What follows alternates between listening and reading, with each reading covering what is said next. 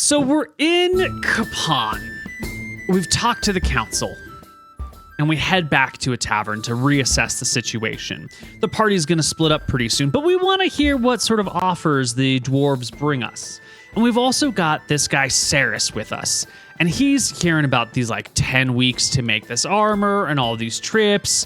And as everyone's sitting down, the first round of drinks and food come out, and there's little chicken tenders over here, some delicious, fried potatoes next to it. Dwarves are heavy eaters, so the potatoes are soaked in gravy and cheese.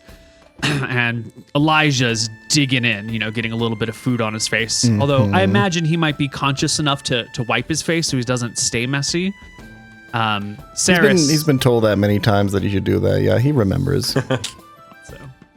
Saris says, it's been a pleasure journeying with you, and I thank you so much for saving my life. But I can't wait 10 weeks for you to come with me to Valis. I think I'm going to make my way to a coastal town. I think there's the one at the end of the river, Lutz, maybe it's called, and try to make my way back home to Valis. Although, if you come out ever, I would be happy to meet with you and talk more there. I stare at him, kind of dumbfounded. I just say, yeah, we'll probably need to bring you the helmet. I nod. What do you mean? Well, and I kind of tilt my head. I'm like, it would be insane to leave that to a single man, right? That's just a simple boat trip across the sea. We're in civilization. Nothing's a simple boat trip when you're carrying around a magic item of such just value. Keep it quiet. Don't tell anyone about it. I'll wrap it up, put it in a box, hide it from everyone. My mom said that's what her first boyfriend said, that he would wrap it up. I personally don't think that that's advisable. Saris, this is a long-lost artifact that's been missing for decades, if not thousands of years. Surely your king can wait another couple of months. You almost died. We almost died. I think we deserve a rest.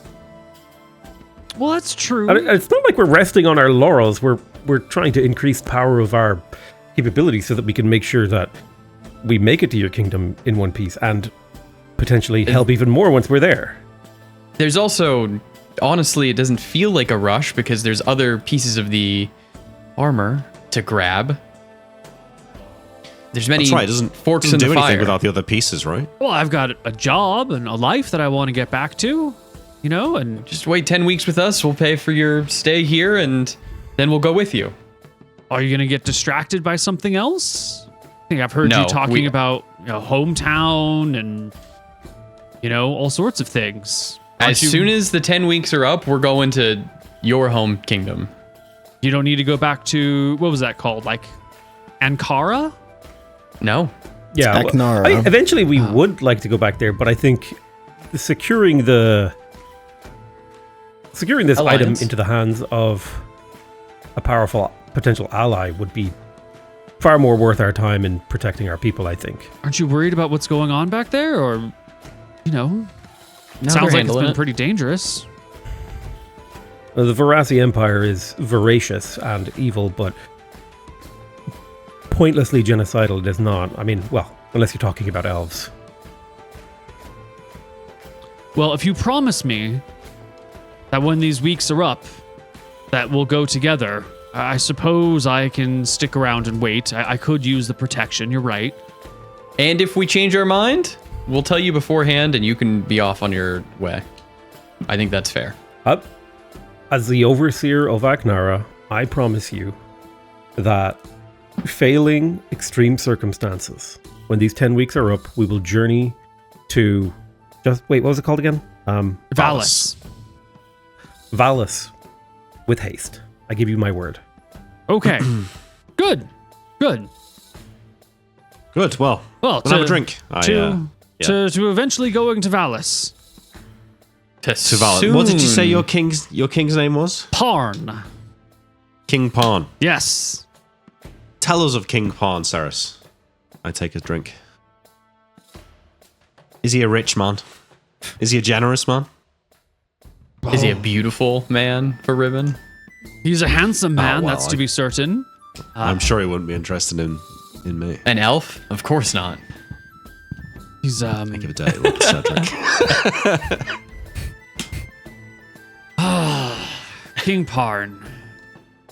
Well, Valis has become home to a clustering of dragons who have banded themselves together to fight off. Oh man, I don't even know how to begin this story.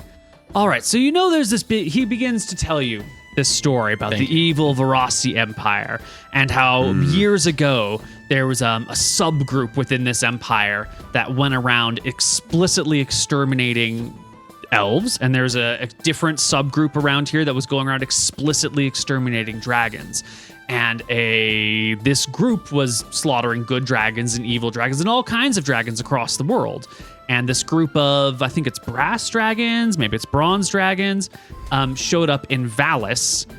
Some of them are related to each other, and they would normally live separately, but banded together to kind of stay and have a fighting chance of fighting off these dragon-slaying, psychopathic, genocidal maniacs.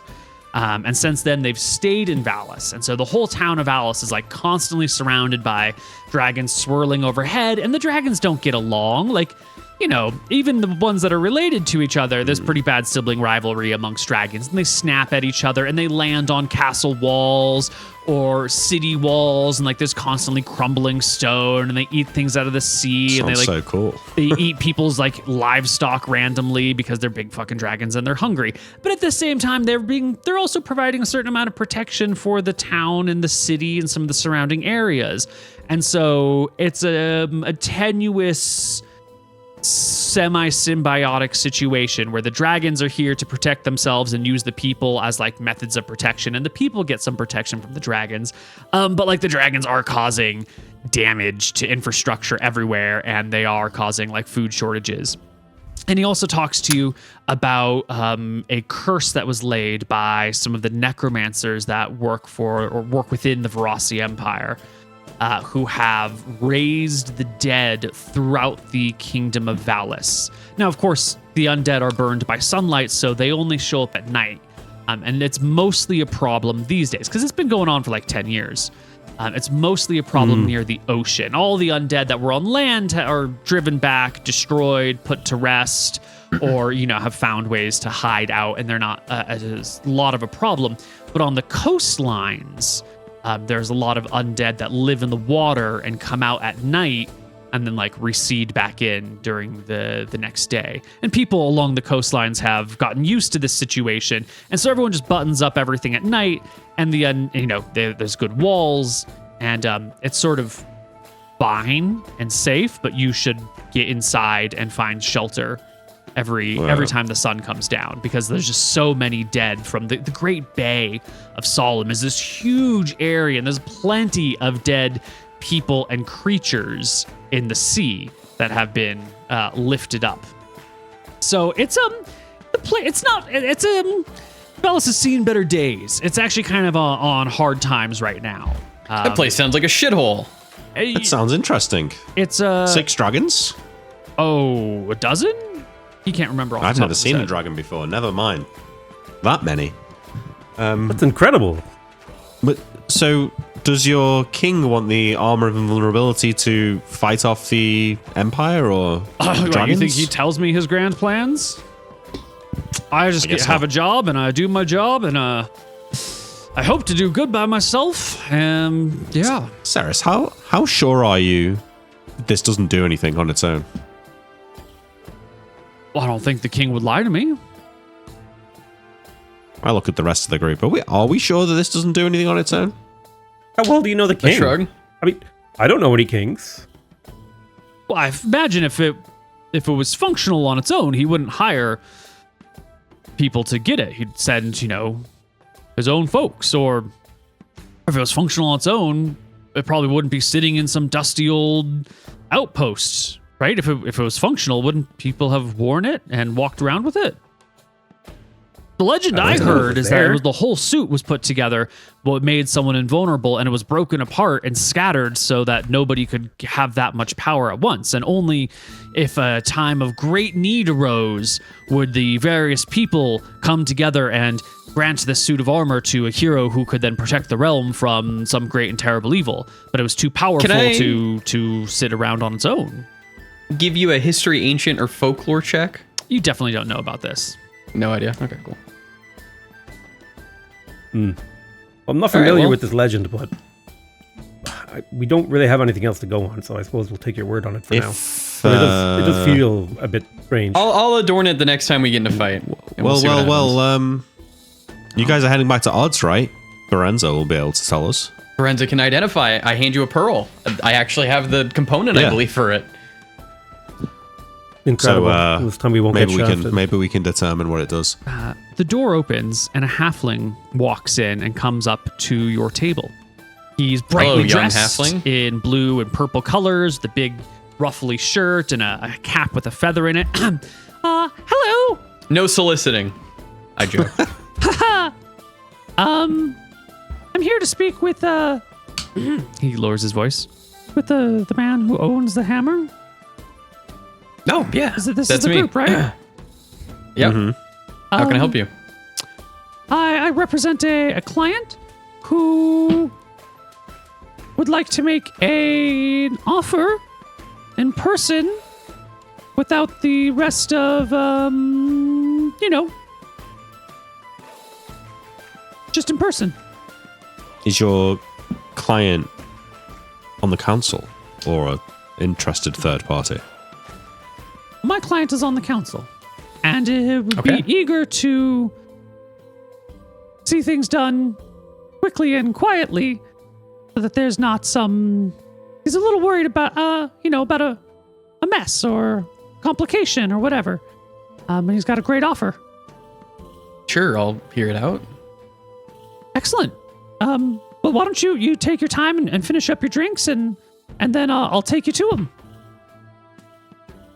Can't they come here? Potash of Clan Hotash.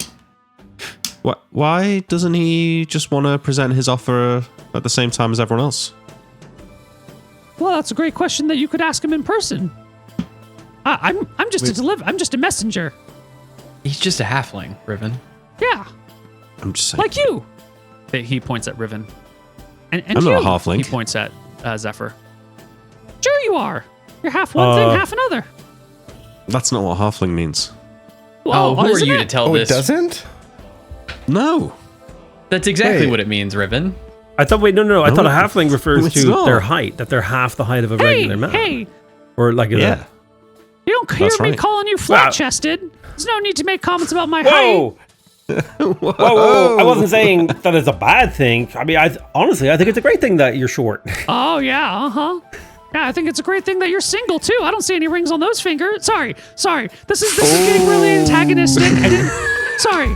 I'm just supposed to All right, be here well, and deliver a message. We were just Forgive finishing me. our food. Let's Yeah. go. I'm Wait, gonna go sit at hang that on. table. I'm I'm so reconsidering sorry. this offer. I'm so Yeah. sorry. This was rude. We'll come and get you in a minute. Okay. Sometimes the messenger gets himself shot. You know what I'm saying? I really apologize for all of this. Can I buy you a drink? Here, let me. And he pulls out a couple silver coins and put it on the table. Again, please don't let this affect. That's an amazing pickup line. You say, "Oh, you're single, no one would ever want to date you," and then you're buying me a drink.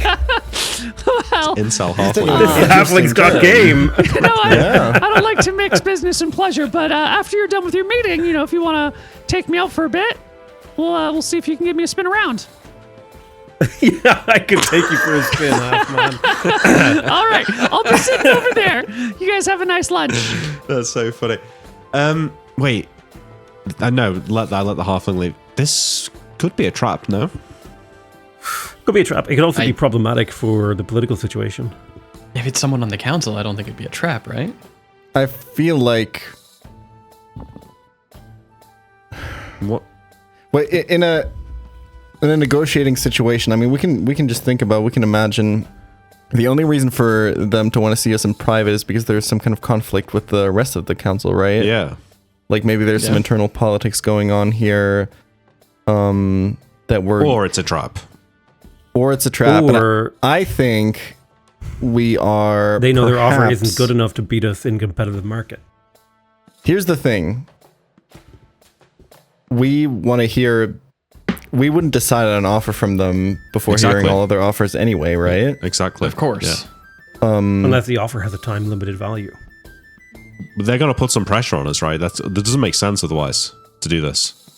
But yeah, I like It would that be idea. rude to turn it down to go I see do it. wonder, though, from a negotiating point of view, if we get an inside scoop on some sort of political dissidence, on some sort of drama that's going on behind the scenes here, Potentially. that extra but information could give us leverage.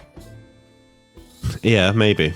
But do we even want to get involved in dwarven council politics? Man, it sounds I mean- like that could be more trouble than it's worth. Maybe. The other danger is if we do go to this private meeting, which I think it's fine to go to the private meeting, but if we do take his offer, the other clans could see Yeah. it as a way of us kind of going back on our deal. We set the Yeah. terms pretty fairly, like they would be allowed to make offers and take their time, and That's now what we're I going to be think so. giving it to this private bidder. They would have to be an extraordinary offer for us to Plus, take. dwarves value loyalty, right? I could even imagine this being some kind of test. I'm a little torn here. If I may, Zephyr, I think that like I think playing with open cards is kind of the best we can do. And not trying to go into private meetings. And I getting think involved entertaining a with private meeting, politics. but making it clear that we have no plans of accepting it until We we've could do that. had. Yeah, I think We at least walk into talking the to it, we meeting might be with a able- huge banner in case anyone sees us that says we are not accepting any offers. We could simply say that he wanted to talk to us about an offer, and we wanted to hear Yeah. it out because we thought it would be interesting. I think it's unlikely this is a trap. Yeah, I think as well, but it It could is be. Though. possibly. If it was a trap, this is what it would look like. You know? I suppose. Let's turn it down and just have him do the offer at the grand meeting where everybody's going to present everything. It feels rude otherwise to go hear him out and then we can't take the offer. Let's just turn him down. Yeah, no offense, Zephyr, but I think this is Cedric's call. I mean, I'm willing to go with whatever the party I wants. pause and I say, why? Because it's his hammer. This is the party's hammer, Is it? Riven. You fool! Is it- Are you is it not Cedric's loyal hammer? to? No. I narrow my And I look at eyes. the I look at the ring on Riven's finger and I say, "Is that your ring?" I like put one hand over the other, covering the ring, and I say yes. That's the party's Oh, ring. that's not what we thought. That's not what I thought That's when not I what was I thought. That's not what you giving it thought. to you. Is that what you Oh, thought? According Elijah? to That ring the provisional belongs according to the provisional Aknaran. decisions we made at the last council meeting, it belongs to all of us, right? That's correct. It belongs to all of us in a way, but it also belongs to me more than it belongs to you. Why? Because I've been wearing it, just like that sword belongs to you, Zephyr. And so if Just I like the hammer take it belongs to from you Cedric. and I wear it, does that mean it's mine? If you wanted to lend it, No, if I take it from you. you wouldn't take it from me. It's Would mine. I? You wouldn't. Well, I no. didn't know it was yours. Well, now I'm wondering maybe I should take it. What if it's worth a lot? What if it's I go really to valuable? jokingly Well, you can't grab sell it. Riven's hand. Yeah. Well, I like not it. everything has to be I try to sellable take the have ring off. value. You try and say the ring. Okay, I resist. Okay, I You've give got up. high yeah. strength. Yeah, No, I okay. give up. Yeah. Whatever. I'm not saying Anyway. it's exactly mine. I'm just saying that it's Cedric's hammer. It should be up to him to decide how he wants to do it. He's the one who spoke to the dwarves. You're the one I making will the deal, always go with Cedric. what my leader I tells me to I do. turn to Zephyr and I say, Zephyr, if I asked you to give me that hammer, would you give it to me? I would, yeah. Cedric, may I have the hammer? I hand it over. I appraise the hammer and I hand it back. I say, Riven, may I have the ring? Does this make you feel big and powerful, Zephyr? I say as I take the ring off. She's making a point. Here, take it. It's just a ring. I We don't even know if it I does take anything. it and I don't. Wow, if it's just a ring, why are you so passionately defending your ownership of it? I'm not. To be honest, I'm more worried about the glaive. You can have the ring if it really means that much to you. Well, maybe I want the glaive now. Zephyr, do you want can't any have of my glaive. That's mine. things? I'll give you anything. These two are just Yeah. sucking up to you, Zephyr. I call the halfling over. Sucking halfling. up. Hello. Do you hear this, Zephyr? I give Riven back the ring. I said, I think Thank you. we need to be very careful about how we Put it back on. state ownership. We are together a polity, a unity that has come together for a purpose. And I think when we start flexing our individuality, in particular our claim and assertions over possessions that really belong not only to the people of Aknara, but the people of the world, that these items, they're in our care, but they don't belong to us. We have a responsibility to use them in a particular way and for particular Halfling. purposes. Yeah, what's up? We That's very wise, apologize, but Zephyr. we're gonna need to wait until everybody in the council is there. We don't want to be rude, but we did make a promise that we would hear everybody's offer, and it would not be a nicety to go and visit one dwarf but not visit the others. Oh, well, you know, Please you tell your might get master- messages from the other ones, too. That could happen. We'll hear it all at the council meeting. Are you sure? I mean, maybe someone wants to make an offer that has non-public components. You know, like maybe someone doesn't want to reveal what they have if you're going to turn them down. I scratch my head. Yeah, that's true. All right, we'll that is meet true. him. I think it's a good point. Yeah. He's All talked right. us wrong. Yeah. Yeah. Because there's probably like dwarven issues. Like, you know, somebody doesn't want to say like, oh, we got a +5 fucking Yeah. thing. We don't want to show everybody that. All right, yeah. I think Plus, if that's a they're doing nice something explanation. illegal like anti-empire, they might not want to speak about it in public. Yeah, all right, we go. Yeah. Can I We'll meet look with everybody in private deeply- then. Can I look deeply into this sexy halfling's eyes and check whether or not I think he's lying? Yeah, give me a charisma check. Here you go. Damn sexy 2 halflings. seconds. Boom. A 29. Ooh, that's a really good check. Okay, they roll, and let me just bring up my handy dandy little chart. Yeah, you feel like there's something a little off about this. Doesn't feel like a 100% truthful statement coming from this halfling. I take Cedric aside because it's convenient. He's like near me, and I say like I have a bad feeling about this. Something about this halfling feels off. Why would they send a halfling and not a dwarf? This doesn't feel right. That's true. All right. Well, Yeah. sure. No. I I guess asked we're gonna- I asked the halfling. Say where do you where are we meeting? Well, we're gonna meet Potash Hotash.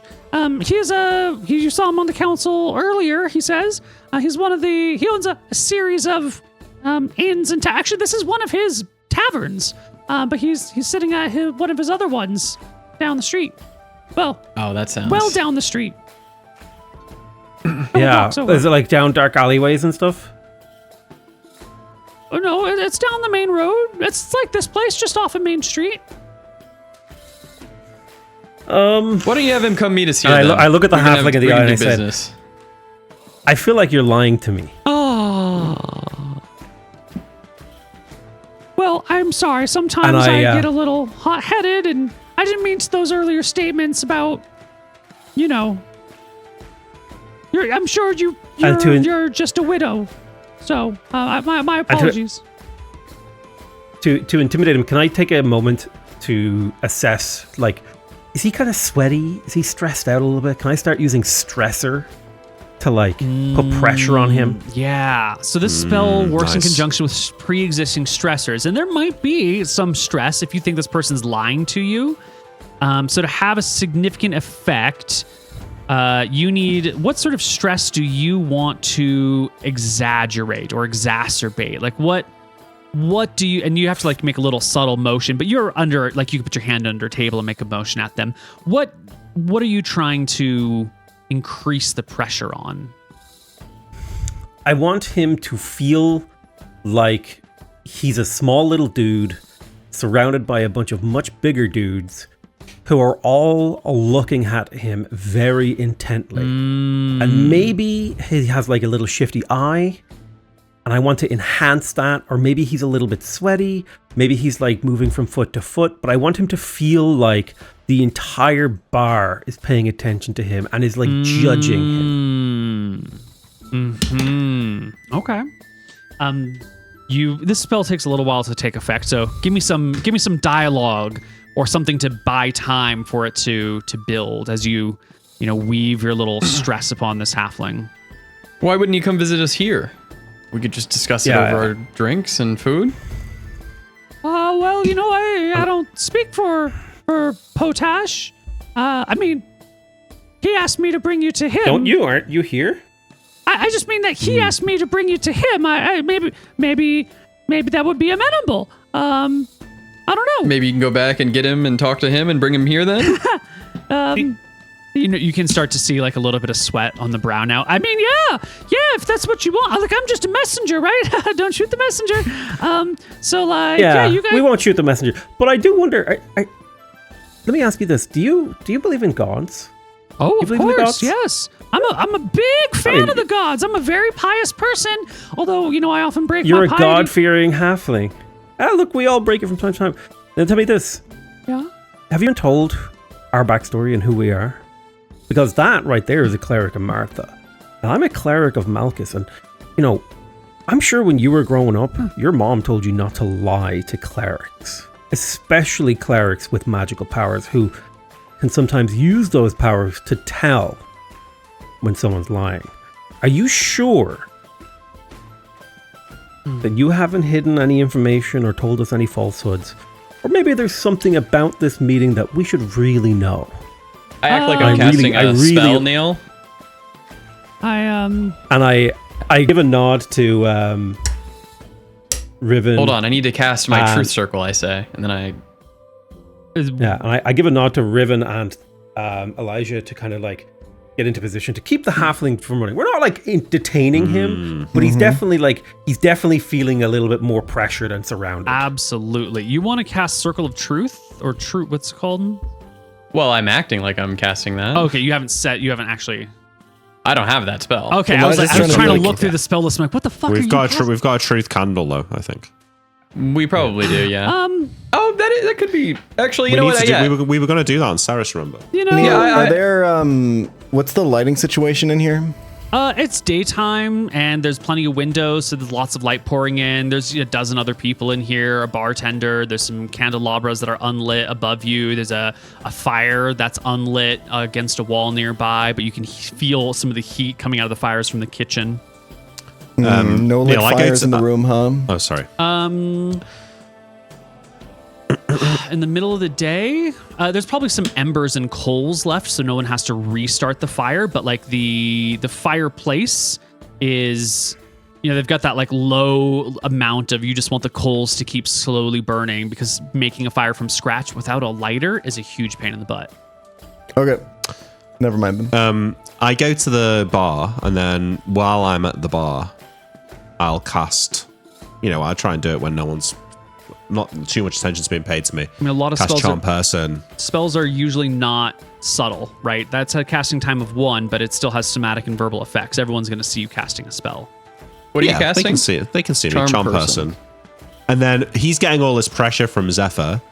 I'm going to come up behind him. Well, hold on. Wait, before casting charm person might have consequences, so let's not just jump from intention to next action, because should we give a moment for the halfling to respond? We've really laid it on thick here. Now we're casting spells. Yeah, okay, I went from fine. Zephyr trying to inquire something to a bunch of spells dropping immediately. Are you casting charm person? Isn't Zephyr also casting a spell? Stressor is specifically I'm channeling an aura, a subtle spell. Yeah, if you read the text of it, it has no verbal components, only a somatic component.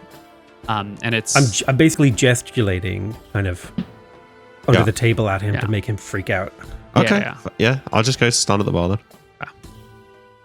But I do like the idea. It's just like... Hey, I'm sorry. I someone moved over there. I lost my train of thought. What would you ask, ma'am? Sir? I said, are you sure there isn't anything we should know about this meeting? Oh. It feels like there's something missing here. And I feel like there's a piece of information and I'm sensing it and you're not giving it to me. And I think... I'm just a messenger. I don't know anything else that you should know. Give me yourself a charisma check here. Here is a charisma check. It's a 21. Barely a Ooh, pass. it was a low roll. Low roll. Once again, you feel like this halfling is lying to you. Nope, just a regular old... I don't know. I mean, if there's something else, then I don't know anything about it because I'm just the messenger, right? Yeah, no, that's totally fine. I got a bad vibe though. Could you swear upon some of the gods? Who's your favorite? Well, Wolmator, God of Joy is definitely my favorite because, you know, I like having a good time. Maybe I'll reach into my bag, Neil. Meeting together. What do you show? I'll reach into my bag and I'll grab the truth candle. Okay. Again, if we want to light a truth candle, there are, you know, that's going to fill a room with smoke. It's going to be... Oh, it will do that. Yeah, that's true. It's going to be very visible. All right, it's a heavily magical thing. Yeah. I stop. So I give the nod to Riven, having sensed that Riven was planning something, as I continue to put the pressure on the gnome, and I'm just saying things like, I don't want to say that it's you, but I'm just getting a bad vibe. And you know, like I love Wolmatar too. I want to be joyful and free, and I even like Malchus. I'm not that big on Ponos, although I've swore odes to Ponos, to make sure that, you know. I mean, I've asked Ponos for a favor once or twice. I look around, Neil. Is there somewhere I could go inside the bar where I'd be out of sight, but I could still see him? I don't mind if he can see me, but where I'm just out of sight of the general population. Otherwise, I might go outside and try and look through a window and do it from outside. Yeah, in the middle of the day, anywhere in this bar or outside you're going to go, there's going to be someone who's going to see you casting a spell. It's an obvious high visibility act. I've cast spells in Kapan before. Do I feel like there's a negative? I think I must have cast the floating disc as we were coming in here. As we were coming in, sure. Maybe, yeah. You know, spell casting. So, as a general concept, spells are powerful things. And sometimes you can cast a spell and no one really cares. And other times when someone's casting a spell randomly in the middle of the streets, it just sets people off on edge, right? It's the sort of thing that someone might call town guard for. Someone might try to interrupt if they don't trust you. I want you to think of like casting a spell as like brandishing a firearm. You might be taking it out for absolutely no particular reason and not mean anyone any harm, but like if someone sees you pulling out a weapon... I get what you're saying, but that's not happened... When you walk in with a floating disc, like that's a magical effect that's already going. Probably got some looks that we didn't talk about, but you're not like beginning, you know, so maybe it's fine. I'm not saying that you can't cast Charm Person or that like someone's immediately going to attack you. I just want to be aware. I don't want you to be surprised if I roll a die and I'm like, whoa, people got really upset at that and made some sort of interaction. I don't really think we need to cast spells here. I mean, we know he's lying. Yeah, I don't do anything. I mean, I don't see how Zephyr could communicate it to me anyway, so. Yeah, I was just like, I thought you were up to something, so I nodded to you to see if you would do something. It's just socially awkward, and I want to emphasize that social awkwardness of spellcasting. I say to him, look, I'm sorry to put you under so much pressure. You know, I ease off the pressure slightly. Well, you know, you got to be careful when you got a, you know, magic hammer that you're trying to sell. That's really like that's a really good point because it's an extremely that's a weird thing to say. Item. Like you know, and it's the kind of item that, you know, people might be willing to do things that are bad. And you know, like, we're not bad people. You're not a bad person, are you? Hey, what's your name? Oh, no one ever asks the messenger's name. They're always just my name's Jean. Jean. Oh, what's your family name, Jean? Oh, I don't have a family name. Just born here in Kapan. No, you're not from like a clan? Your parents don't have a name? Oh, no? You know, orphan, you know, sad story, blah, blah, blah, family killed, blah. You don't want to hear about orphan, it. Interesting. That means you kind of have nothing to lose, right? Like, well, you know, there's an orphanage in town that Mr. Hodash helps finance, you know, and so that's how I got to know him and work for him. Would you say that means he has like a sort of undue amount of leverage above you, and then he might ask you to do things that you might otherwise not want to do? You know, this is a safe place. You can't talk to us. No, we're not here to hurt you. I mean, I don't know where you're from, but here everyone's got like a patron or a lord or someone who's, their superior. He's just, he's a good one. Not all the lords are good ones, but Mr. Hotash. Yeah, that's true. They're not all good ones. But I mean, could you talk me through what he wanted again? Could you just give me the message from the beginning? Oh yeah, he wanted to make happened? An offer. In private. Wow, God, it's really hot in here. He just want to make an offer in private, without the rest of the council around, and I don't know what the offer is, and maybe you should just, but if you don't want to, that's up to you too. Jeez. As this is going on, Neil, can I look around just to make sure that there isn't any other interested parties watching us here, like other rogue-looking people? Like if this is an ambush and he's trying to just get us out because he knows that he's heard of this hammer.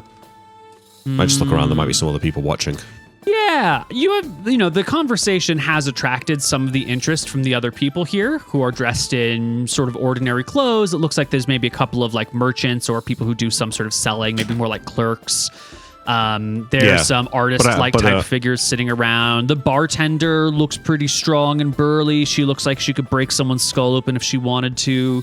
There's a couple of people with like knives or small weapons at their sides, but you don't see anyone in armor. I'll go outside though, and for a smoke or something. Mm-hmm. Sit against the wall of the tavern and just look, see if there's anyone on the streets watching or anything like that as well. Good okay. idea. You look up and down the streets while you pull out a leaf-wrapped cigarette and don't see anyone. There's some people walking back and forth. There's some people sitting at across the street, but they're very engrossed in a conversation. There's there's multiple floors here. And so you look up to the windows and there is somebody who is like working on a loom, weaving things, right next to a window, looking out down below. You catch their eye, they catch yours. They give you a little smile, and a wave. But, it's a bit forward. Well, I mean, only if right. you're from Britain. The rest of the world, people just smile. I go back inside. And I come back up to the table and say, all right, so what are we doing then? Hold on. I gotta... I'm so sorry. I have to interject with an anecdote here. I was visiting Nick one time, like last year or the year before, and we're walking down the street. And I make eye contact with some like random guy in his yard. And we do the full-fledged eye contact. So I wave and I say, hey. And he goes, hello. And Nick pulls me aside and is like, Neil, you cannot just talk to people on the street like that. What the hell are you doing? That's so normal for us. Yeah. Sorry. I think I said like to that's you, pretty normal in Ireland too. You can do it in the countryside, but not in a suburb, not in the city. Especially not somebody in their own garden. Like if you were both on the street, mate. it's one thing. But like if he's just in his front garden, but we made eye contact. You're obligated to say hello. They were eye fucking each other, Nick. Come on. Yeah. Okay. Okay. Sorry for the distraction. So I crouch back down at the table and I say, so what's the plan then? Are we going or are we staying? We're staying. I want to learn more about this potash guy, and I catch the eye a couple of people who have started listening. It's like, do you know this potash guy? Could you tell me more about him? I start bringing more people into the conversation, like trying to get like now there's even more eyes on this halfling. Like, could you? He owns this pub, right?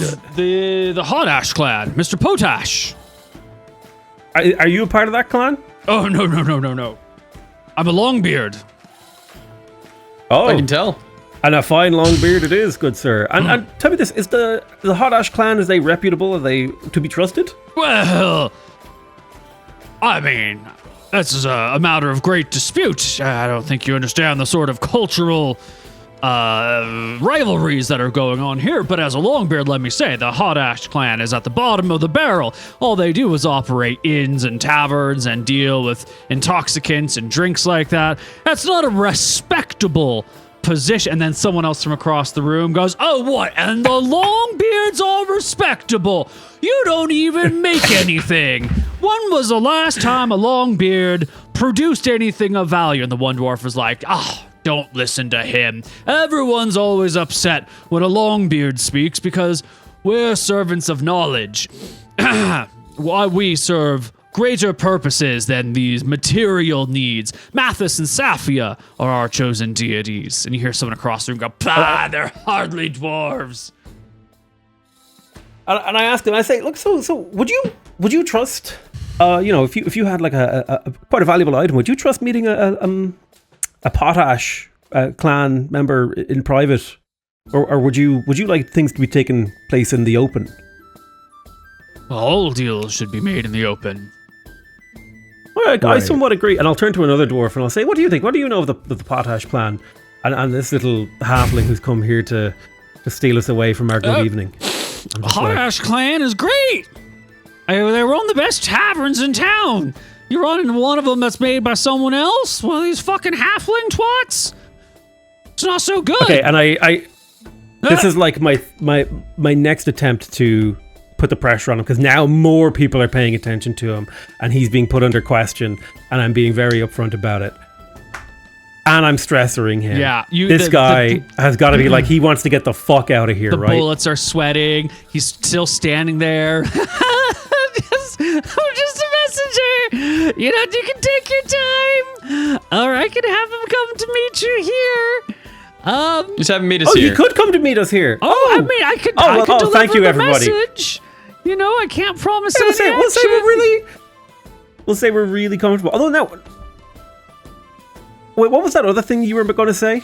Nothing. The thing about the thing. What? It was a thing about the thing about when we get there, right? That something with the right. Oh, I don't know what you're talking about, but let me go deliver your message to Mr. Potash, Hot Ash, and then he'll take it from there. It was such a pleasure to meet you all.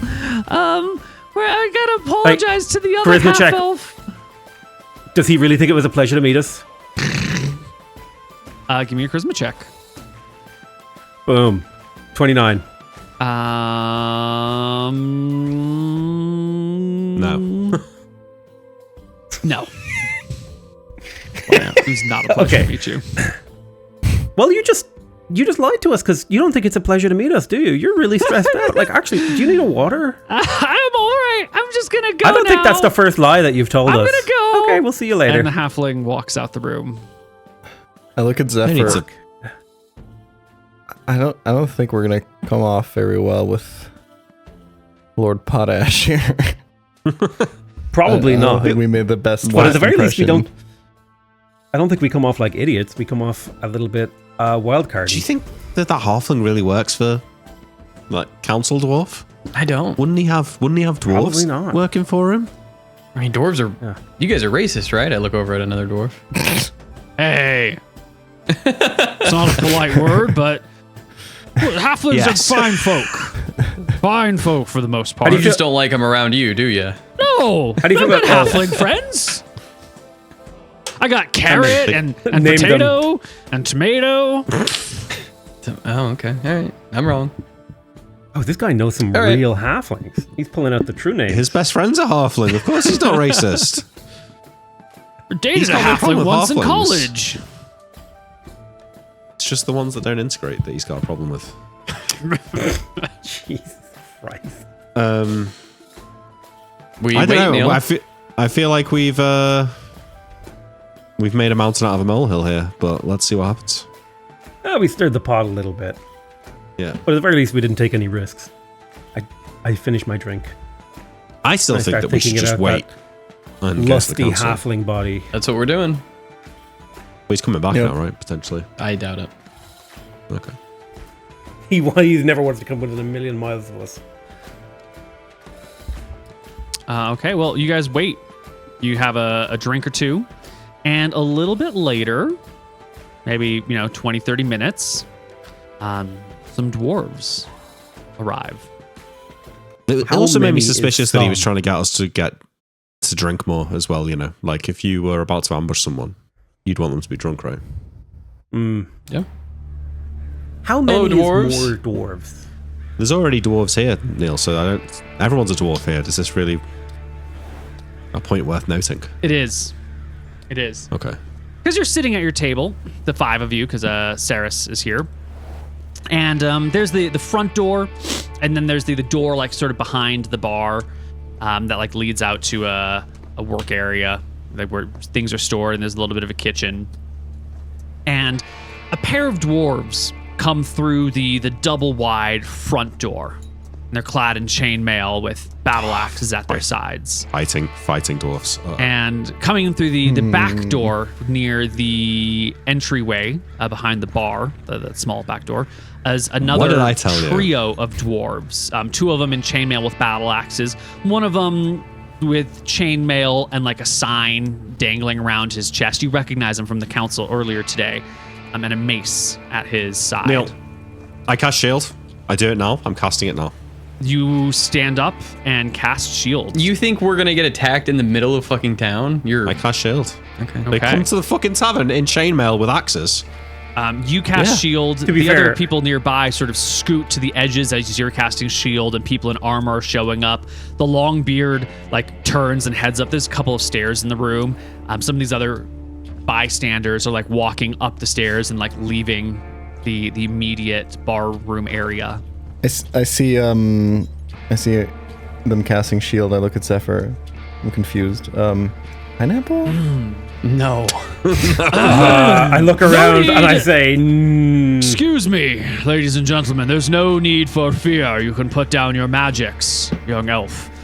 I am Potash Hot Ash, leader of the Hot Ash clan. We met earlier today. It was good to meet you. I remember you. I remember. We spoke with your halfling, and I start laughing. I really riled him up. Gene's a good man. You scared him something fierce. Can't be Go too come out of careful. seat. What's the meaning of this, Potash? Mr. Potash. That hammer. The dwarf who has it will be king. We have not had a king here for some time. It belongs to us. It does not belong in the hands of humans or half-elves, and it is not right for the fate of dwarven kind to be decided by human hands. Give I it think it's over. what the gods have. I'm not giving Then it how over. should It's it what the be gods have decided? ordained. Screw the Are you gods. suggesting- Hand it over. Are you suggesting that the dwarf who has this hammer will be king of all dwarfs, not just king of Kapan? Not Because king of the this is dwarves just- of all the world, but who has that hammer shall rule Kapan and Zabai. Hand it. Yeah, I'm not Over. handing this over. I made a deal, Well. and I'm gonna keep to it. Boys, How do you take think care the of other them. dwarves will feel once you have? There you go, you see Okay, it, there was need for the magic. I look around, All right. Neil, real quick. How many civilians are still in the tavern? I have brought us to a battle map. There are two These fucking civilians dwarves, hanging man. out in the corner. Insane. Yeah, you guys called the I ambush say- immediately. We should roll for initiative. Yep, you I agree. can say your words before we roll. What's the AoE on a fireball again? we can't do it here. We can't do it here. You will start a fire in the city. You'll probably kill yourselves. What is it? 20-foot radius? 20-foot radius. Just out of curious. Oops, I started rolling Okay, I'm initiative pretty for sure you this guys. would- I'm so sorry. That's not right. It would wipe us all out, I think, if we fired it here. So Yeah, that's clearly a bad idea. I did That not is the say one pineapple. disadvantage of Fireball, I suppose. The fact But that it Flame is Arrow is so still good, right? destructive. Yep. Flame arrow's great. Oh, and there's a I don't think this is what you want to do. Think of how you, this will you should look flame if arrow you become a the king. potash guy. If you become a king through treachery, your rule will be marred by treachery. There's no treachery in dispatching you. Boys, take care of them. And combat ensues. I had a really great I ambush also- plan for you guys. Unlucky. I Beautiful. yell to these two dwarves and I say, the holders of the dwarven hammer call for aid. Get your fucking clansmen to help us. All right, Zephyr, you're the first to go. Okay, so quick assessment of the situation. It's a bunch of dwarves with battle axes and armor, right? Yes, they have chainmail and battle axes, and then two innocent bystanders in the corner, and the barkeep who, if this halfling was to believe, works for Potash, but he might just be a random barkeep, or he might be part of the, who knows. Let me just quickly look at my spells. I don't really have many combat spells, but what I'm thinking is if I do the Chant of Peace, and if I position myself really well, I'll just see. So this is a tile, this is a tile. So yeah, I think if I position myself here, I protect Elijah, who can spellcast. Is this also like a combat person or a this civilian? is the halfling. Yeah, this is the fun little halfling that you had were talking to. Okay, I'm going to start chanting a Chant of Peace. I'm double checking my AC to make sure that I have all my items equipped. All creatures Yeah, I within only the have 18 cleric's AC. aura lose -1 to hit on all physical attacks. And your aura's fat right now. So that's everybody. Yeah, so and I think this suits us more than it does them because we have magical abilities. Right. And this also prevents them from like getting around and hitting our doodads. And I'm going to strike the guy to my north. Wait, All right. Moot hasn't rolled weapon. initiative. Oh. I rolled a 3. I don't know why it didn't go in there. Sorry. Oh, okay. It's just a D20 right now. Yeah, it's just Yeah, a fuck 20. So Yeah. I got here's you. my Warblade attack. Oh, a 6. Devastatingly low. Ooh, yeah, it's a wild miss. Potash Hotash steps out and lets his men take care of things. Coward. Yeah. Pussy! Saris is not going to start the combat immediately and moves off to the side. You know, low HP and whatnot. And the first dwarf who came in over here goes and right up to Zephyr. This attack is coming in at -1. 11 to hit is a wild miss. The second dwarf hops up onto the bar. And it's hard to get to all the squishies, but they're going to try it. They're going to pop down Right over to here. Elijah, right? Right to Elijah, the old, fat man who's didn't stand up to cast a spell. He's probably No still got armor. some cheese on his beard that he's cleaning off. An easy target to bring down immediately. 19, but at -1 becomes an 18 is a miss. Miss? I dodge And- roll in place. You bastard.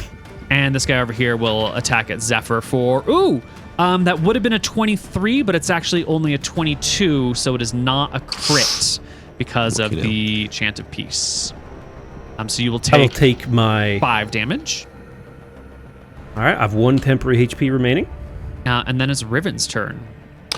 Talk to me about whole person. It's a 25-foot square, so I could hit all of the enemies here. It affects 1 creature per level, so 5. Can I choose who I want to affect? Can you just drop it in chat so I can read it real quick? I want to make sure. Caster creates a number of mans within the area of effect that believe they are frozen in place. But they feel I'd like encourage you to think about, Yeah, we this is should rule generously here. This spell's not so course strong. you this is an can- illusion yeah. spell. You pick your targets, but you do have to be able to see them, and you can't see this guy. But you could probably see this guy, and this guy. Or if you do a 5-foot step over here. If I go there, I can see him, surely. Yeah. Yeah, You do a can at 5-foot least step. see Go this ahead. corner. Yeah. I go there. I mean, are you giving this guy an opportunity to attack? There's a table in the way. I don't There's know a if he table. gets- No. That would be ridiculous. All right, I roll whole person on the 4 of them. They all get saving throws. You guys should understand. No, they get a save on their turn. I don't know if that's every turn they get a save, and they also get a save whenever they take damage. Feels a bit weak to me, but I'm casting it. Right, worth it's 300 weak at XP. low levels, great at high levels because of the number of creatures you can affect. So yeah, they make a saving throw now, and then they get a saving throw. It should say at the end Wait. of their turn. Should it not just be on their turn? It just says on their turn. Okay, Because otherwise, yeah. you give them 2 saves. Sure. I mean, I was gonna say a save to prevent their first turn from happening, and then a save after their turn ends. It's all the Yeah, same. okay. We'll just do it on their turn Yeah. then. It's mechanically the same. Cedric. I will start chanting Surge of Refuge. Very good spell. You may end this chant when someone is hit with an attack, granting them +2 to AC against that attack, and potentially causing it to miss or not result in Yep. crit. Perfect. And I will hit this dwarf with my Kingly Mace. A 20. Oh, absolutely. he- Down to 19, but still a hit. Unless you want to give him AC. For 5. I was just gonna say, like, is he classed as held at this attack? That's why I was going to give him a save to begin with, but then you convinced me to do it on their turn. So he is held. Well, you convinced me to do it on his turn, so So if it's on his turn, it hasn't happened yet. Yeah. That's what I'm saying. Like, if I go first in the initiative and I cast it, any party member that goes before the target potentially gets. It's an auto You know, hit. they get get a that hit. one attack without them getting Yeah. a save. Yeah. Okay. In that case, I can see it being. That's an advantage. Yeah. Or the other right. the other side of that is that you could cast it on them, they fail their saving throw, Moot gets an auto hit, but then they get to make a save immediately afterwards. Yeah. Yeah. Yeah. But I was going to just roll it because you convinced me on their turn. Just roll it on their turn. Yeah. Yeah, that's good. Next dwarf up here in the corner, Zephyr, you have put yourself in the heart of the combat situation. You are practically surrounded. This dwarf brings Saving his throw? hammer. Oh, saving throw. God damn it. All right. I'm going to re-roll the die. This is doubly bad because I rolled an attack roll and it was a natural 20 and I was so excited. Lucky. But Lucky. it's not a saving throw die, that's an attack roll die. Saving throw Those are different dice. is a 12. Dwarves do get bonuses. They get plus That might 2 be a I believe, pass. for mental shit. Is a 12. Yeah, he's got a great saving throw versus spell. He passes. Cool. He is fine. I'm going to put a red dot on him. The halfling hangs out. Zephyr. It's my turn? Okay. So I'm still chanting Chant of Refuge. I haven't been hit by anything. I don't really have AoE attacks. I'm not fully surrounded. I'm currently facing forward. So if I Am I were to not try on the to initiative turn an list? attack, Did I get would skipped? Oh, did I you feel not like you roll did. initiative? He didn't roll. I rolled in. Oh, He you did. did. He got an 11. I'm so sorry. You got skipped. Somehow it must have gotten deleted. Please take your turn right now. I'm just going to put you at the I top of will. the initiative order. That works. Okay. Question. Is there a beer keg around here that the bartender is drawing beer from? Probably, right? Yeah, it's right next to him. And would you say that is the closest like source of drinkable liquid right now? There's probably Drinks a on little the bit of tables. booze on your table, like right next to you. And then on these tables over here where other dwarves were. But this is the largest source of nearby fluid. Yeah. Yeah. I cast Insatiable Thirst on the dwarf next to me. Okay. He's held though, right? Are they all held? Nobody's Well, held right now. This guy with the red isn't. This- He's passed a save. Right, and none of the others have had a chance to make their saving throws yet. So this guy Gotcha. will get an attack of opportunity. Which is was going to be a 14, but it's actually a 13. So even with your no dex, the bracers of defense will keep you at bay. It fails. You cast Insatiable Thirst on him. Natural 18 passes his save. Does Insatiable Thirst is one creature? Yeah. Okay. Now it's Zephyr's turn. That would have been really cool. That would have been great. Get him rid of them. Unfortunately, I just don't have the most amazing. 80% of the time, we're just going to be hitting our attack button. Yeah. Okay. Yeah. I'm gonna attack. Oh. 23 on the dwarf to my north. Critical hit. Double damage. So this is D8. 2d8 Yes. plus 1. Yes. Skadoosh, 11 damage. Ooh. Bring him almost to half hit points. Saris is going to... I guess this dwarf is probably booking out of here into that last round. Saris is going to hop up on the bar and Go on, Saris. come on over here and position himself on the backside. Non-weapons drawn, hands in the air, looking like he's just trying to get out of the way. Clever. Yeah. This dwarf, saving throw. Natural 20. Oh my god. It doesn't matter how weak the spell is if you roll super high on your saving throws. This dwarf. Natural 18. This is amazing. Oh, they also get their turns, and they make attacks. The melee attack, natural 18, becomes just a regular hit against Zephyr for 3. And this one is attacking... Hold on. I give 2 AC. Sorry. It's natural 18 plus 5 minus 1. Oh. So it's a modified. Yeah, it's still going to hit. Never mind. I don't do that. This one will attack Elijah for 12 and 4 is a 16 versus his 19 Nope. AC is no good. Dodge roll in place. These guys And- suck. The last Saving throw? dwarf gets a saving throw, which is a failure and is held. Good. Riven. I stand up here on this table. Mm-hmm. I draw my glaive, and I attack this dwarf here. All right. Table, glaive. Halberd, really. No bonuses. No. High ground. High ground. Wait, high ground. Yeah. For sure. High ground. Yes. Yeah. 16. Hit. -1 for the AoE, but it is still hit. 4 damage. Excellent. Cedric. We are gonna. Elijah's just at the top of the order now, correct? Yeah. All right, I attack. Miss. Miss. Dwarf over here on the corner.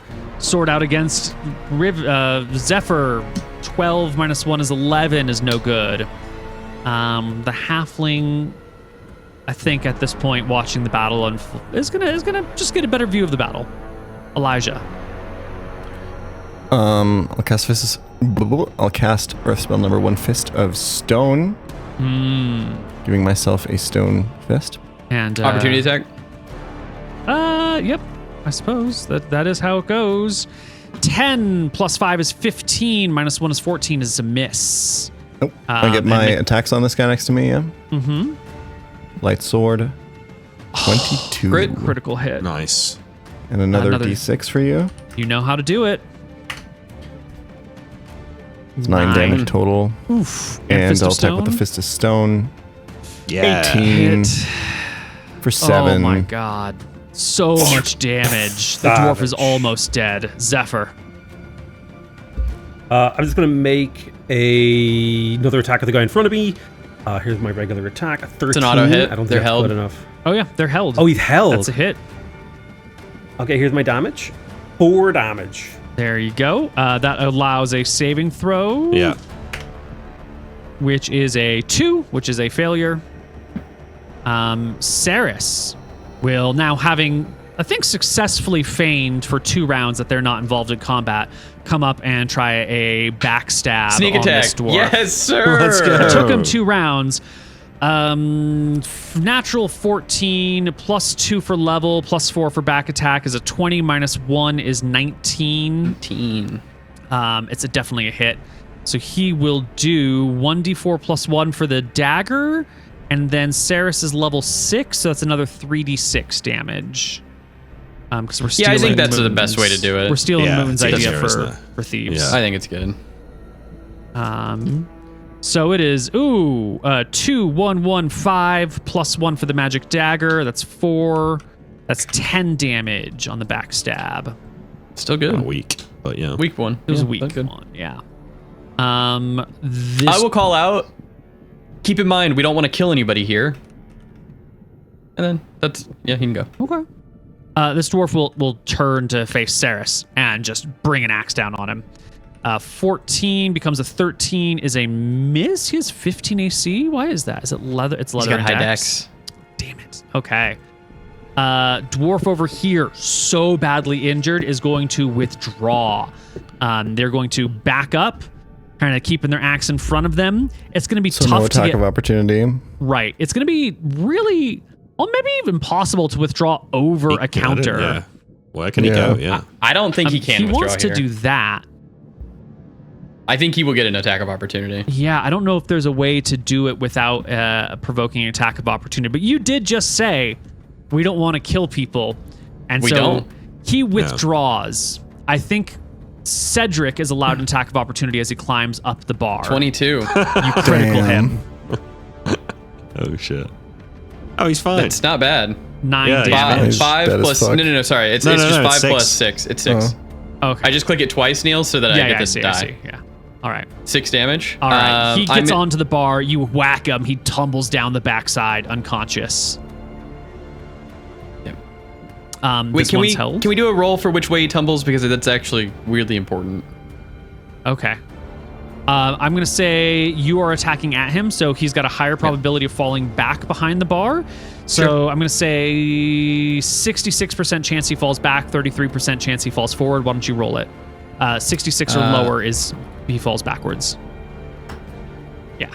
He tumbles back here. Back. That's fine. Riven.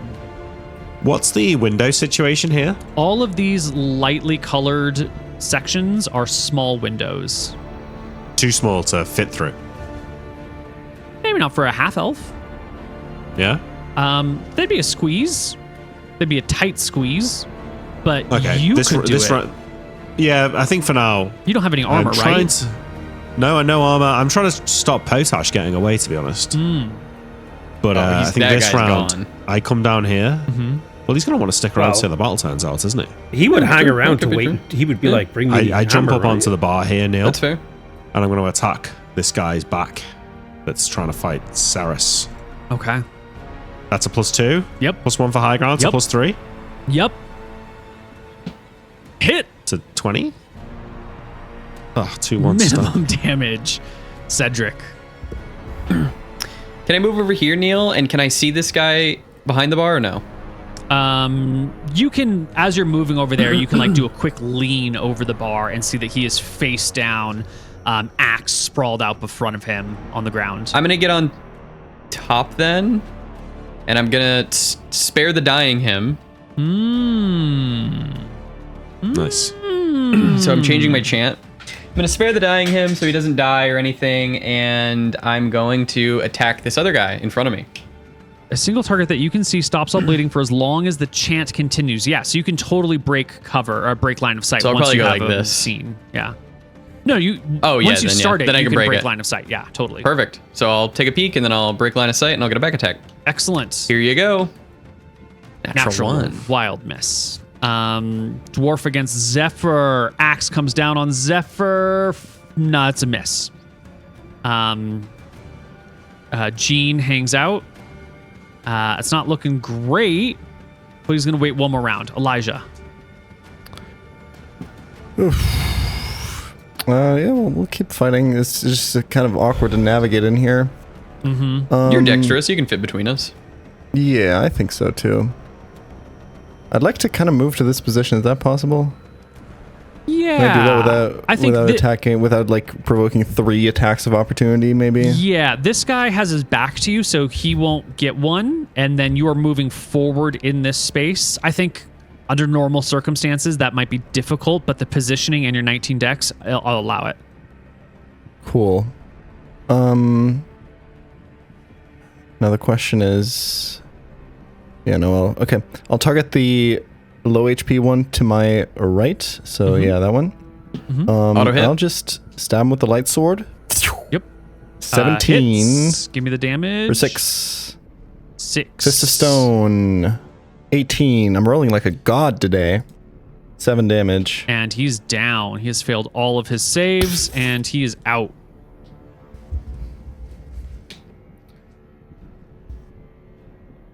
Zephyr. I'm going to turn, potato, my body, and attack the guy from the back. I think I this get guy? flanking on the guy in the south. Yeah, this guy. You'll get back attack +2. Oh, perfect. So I'm going to make my attack. I'm actually going to stop chanting protection. I'm going to start chanting Surge of Steel. I'll post it in chat just so that we can Please, see thank it. you. It basically gives bonus damage Yes. if someone else nearby hits. And I'm going to make a regular attack. So this is +2. It's 22. A beautiful strike. I cleave into his back for 4 damage. And you can Surge of Steel your own attacks if you want.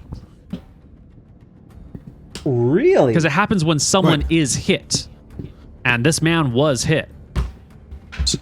So he can use this chance to just give extra 4 himself damage D4 extra damage. Yes. Oh, that's sick. good. Okay, yeah, I'll do it. 7 damage total. So I do an extra 3. Almost 'Cause dead. you can do that every round, right? Yes. That's great. Yeah. And if I don't hit, as long as someone does. Yes. Saris will Yeah, it's just even better. dagger this guy straight in the face. It's a terrible, terrible attack. Good. This dwarf is Surrounded. completely give up. surrounded. He's definitely going to make a morale check. The other guy tried to back out and it didn't work. He heard his friend go down, the familiar grunt of dwarves dying in battle. He will say, I surrender, and kind of put his back to these chairs and like move his hands up and switch the grip on his axe so it's like facing down in like a I'm giving up sort of way. Is he being honest? Where's the check? In the middle of battle? Maybe you're not getting a good read on him. Yeah. Riven, you could kill him. Is this is the bartending dwarf left? Yes, he left. I just moved the token out of the way. I didn't. Yeah, he's gone. I come outside. You come outside. There's people in the streets. They are hearing the commotion from inside the bar, and they're watching. But there's the Potash Hot Ash, and he's gone. He's gone? He's gone. I mean, I push through the crowds, like run to the crossroads here. Yeah, and you look run up to the and down. crossroads. You see Jean. You don't see Potash anywhere, but you do see Jean, who quickly draws a dagger. I point my glaive at him. My turn? Yeah. Cedric. All right. I push past Provoking Always if you want. I push past Zephyr, and I'm going to come over here, and I'm going to put my mate. I'm going to keep him. I'm going to handle this person by treating their wounds as I continue casting Spare the Dying on the other person. So I'm going to bind their wounds. It is a 24 to hit you, which is one shy of a crit. You'll take I take the damage.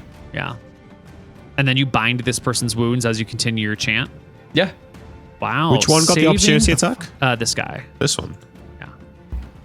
Yeah. This guy will have his wounds bound.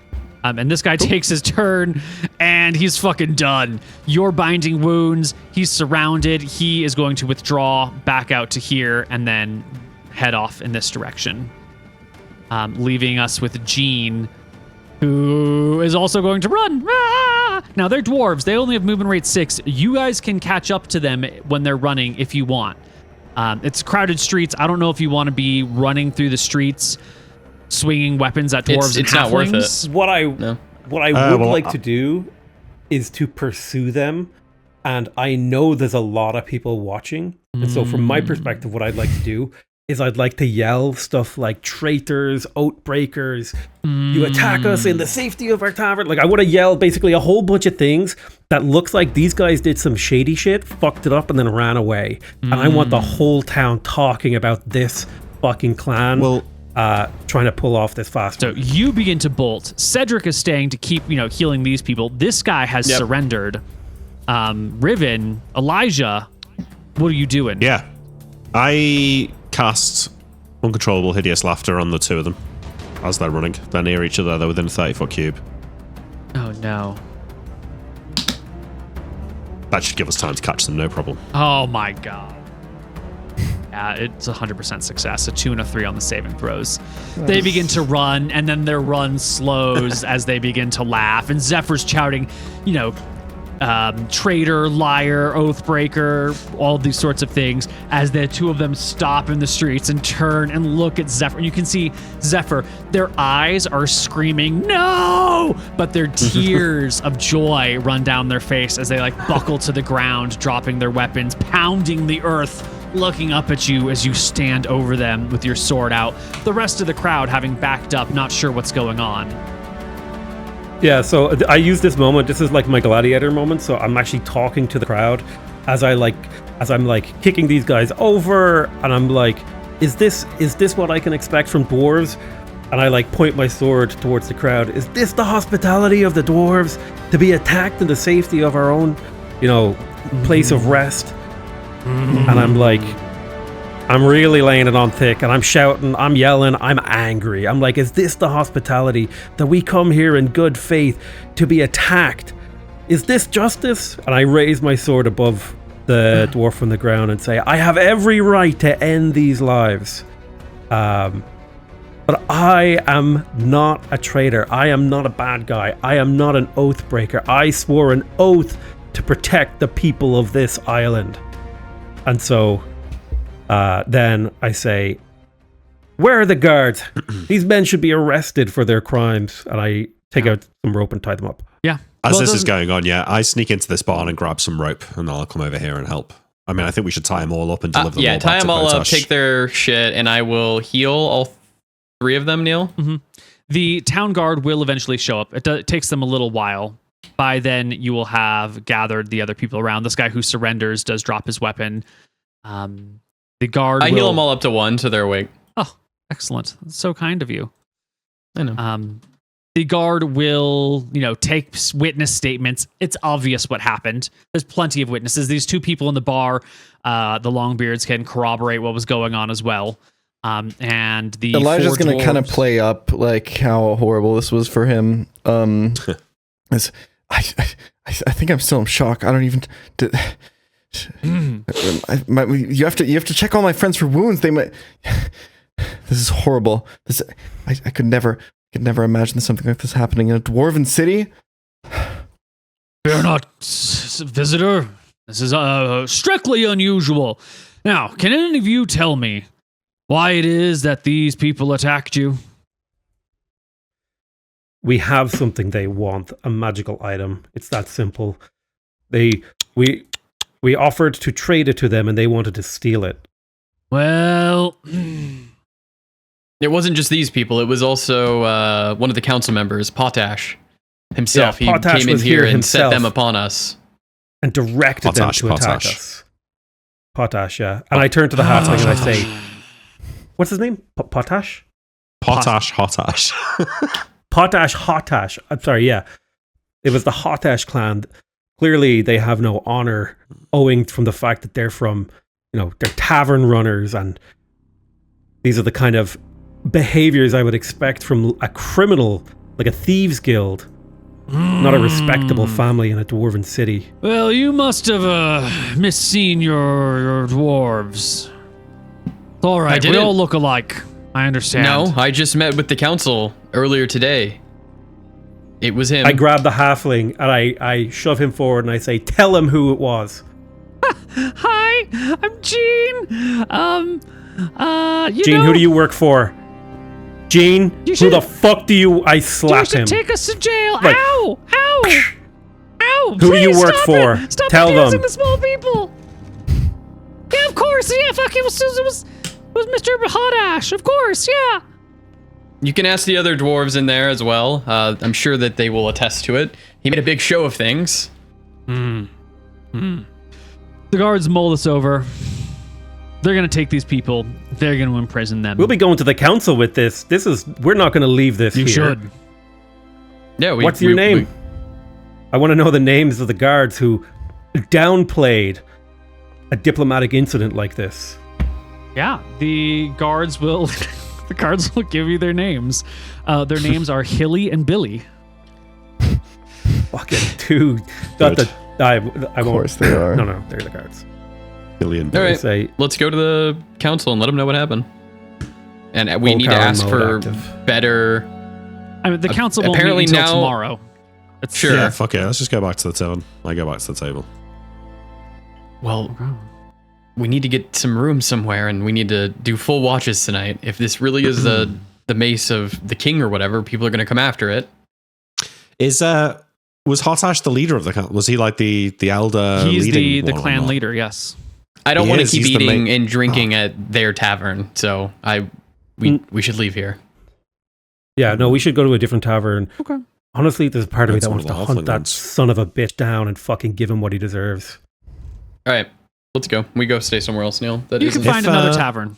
It's fine. Thank you. As we're walking, though, I'll say, if that's true what he said, and the dwarves believe that whoever gets the hammer gets to be king, then maybe we've got even more leverage than we thought. Well, that's what I'm thinking. I had the idea of perhaps we ask the dwarves to each give us one magical item in exchange and then tell them to figure out who deserves it through a trial of some sort and wash our hands of it. That's right. We should probably give it to whichever one we think will be the best leader. That's right. That's what I was just thinking. Not for the magic That's another item. good call. Certainly not potash. Oh, absolutely not. him. Absolutely not. But let's see But what how they funny have would it tomorrow. be if we did give it to him? No, I'm just kidding. Sorry. You have the balls Well, to it's a really attack good us in the point. street. You're a good leader. Here you go. He's willing to do whatever it takes. All right. All right, we're going to a different town. That's a great idea, We're going to a Cedric. different tavern. Yep. Proud of you. Let's see if we can skip till tomorrow and Yeah. do the There's magic no thing. attacks. Yeah. That's sweet. The I next heal day, everybody bet up. this Does is- anybody need healing? I don't think you guys Nope. even took any damage. I think I need Okay, a little good. bit. I took like Sure, here's Okay. 2d8. 3 or 4 points. Oh, yeah. You'd be fine. Yeah, I'm full health. Yeah. Man, I thought they all had 15 AC plus 5 to hit. I thought they would do some serious damage to the party. I And think Gene, you guys were supposed to be in a situation where you have like you come into a room and then you're sort of instantly surrounded, not with like your high AC fighters in the front, and Gene was going to be behind you, and after a round of combat, Gene was going to do what Saris did and stab you guys in the back, and Saris wasn't supposed to be here because he was supposed to have fucked off to Valis. So it was supposed to be a very different encounter, and you were supposed to die. Well, we love Okay. Saris. Yeah. He's our king. All right. Okay. What do you got for me, dwarves? So we arrive the next day, Sunday, September 7th, at the council chambers. You're quickly led in, and you come back to the horseshoe-shaped table. And there are the 6 council members, including the man you saw yesterday, Cheeky. Potash, I sitting up there. I neck on give him a glare when I fucking see him.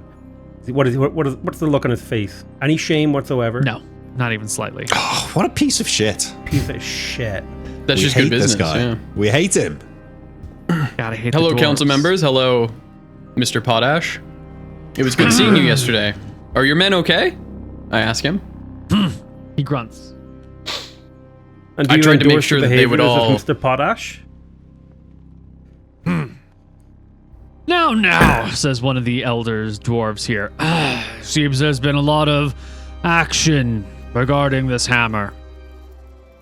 Let's come to some sense and sensibility about these things. A fair deal was presented. We should all be given an opportunity to make our offers. Does your I agree. intention stand? Of course. Yeah. Why not? I grind my teeth, but I let Cedric lead the moment. According to Mr. Potash here, this hammer will belong to the next dwarven king. A couple of dwarves in me. That's not true. That's definitely what's going to happen. Well, hold on now. Let's not jump to hasty conclusions. There's a lot of Okay, things. yeah. The hammer doesn't make the dwarf a thing. And then they argue for about 5 minutes, and then it settles down. Okay, good. Yeah, wait. I make an observation. In this argument, is there one that's more forcefully arguing for the fact that the hammer should decide the king? Because I reason that means that he's probably... the dwarves perceive him to have the best offer. Yeah, there is one who is sort of making the point of like, this hammer shouldn't just be stolen from people out from underneath them. It's too important to. Yeah, there's someone making the Okay. not directly saying like this will make a person king, but is making the argument along Yeah. the vein of it's important and it has huge meaning and it's symbolic. Mr. Hotash says nothing during this argument. The first dwarf stands up. I represent Clan Blacksteel. We are a small and humble clan. We come from far across the sea. We are the most recent arrivals in Aknara, Ferodia. We've only been here for 700 years. That's practically nothing. I would ask that you trade the hammer to us for our sling of seeking and a vial of sovereign glue. This may seem a humble offer, But you should be aware that Clan Blacksteel is a vast clan. We have members across many seas. There is much to be offered, much to be gained with our brothers, our sisters, our cousins, afar and wide. If we have And you would tell them about standing. us? Of course. He sits Are there down. any in Valor? They talk amongst themselves. Valor? That's where we're going, right? No. Oh, where are we going again? I would Valis. Valis.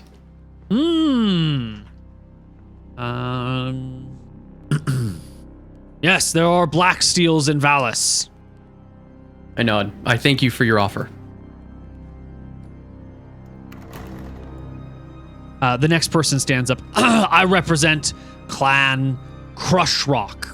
And he holds a 6-foot spear in his hand, raises it above his head, and it grows and extends as he says a word to 12 feet long. He whirls it around, and then it reduces back to a 6-foot length sphere. I offer you a staff spear, a weapon of great power, excellent utility, useful in the hand, useful to be thrown, useful at reach as well. Clan Crushrock is no new clan. We founded Kapan. We have been here for an age and a half. How good is this spear, Neil?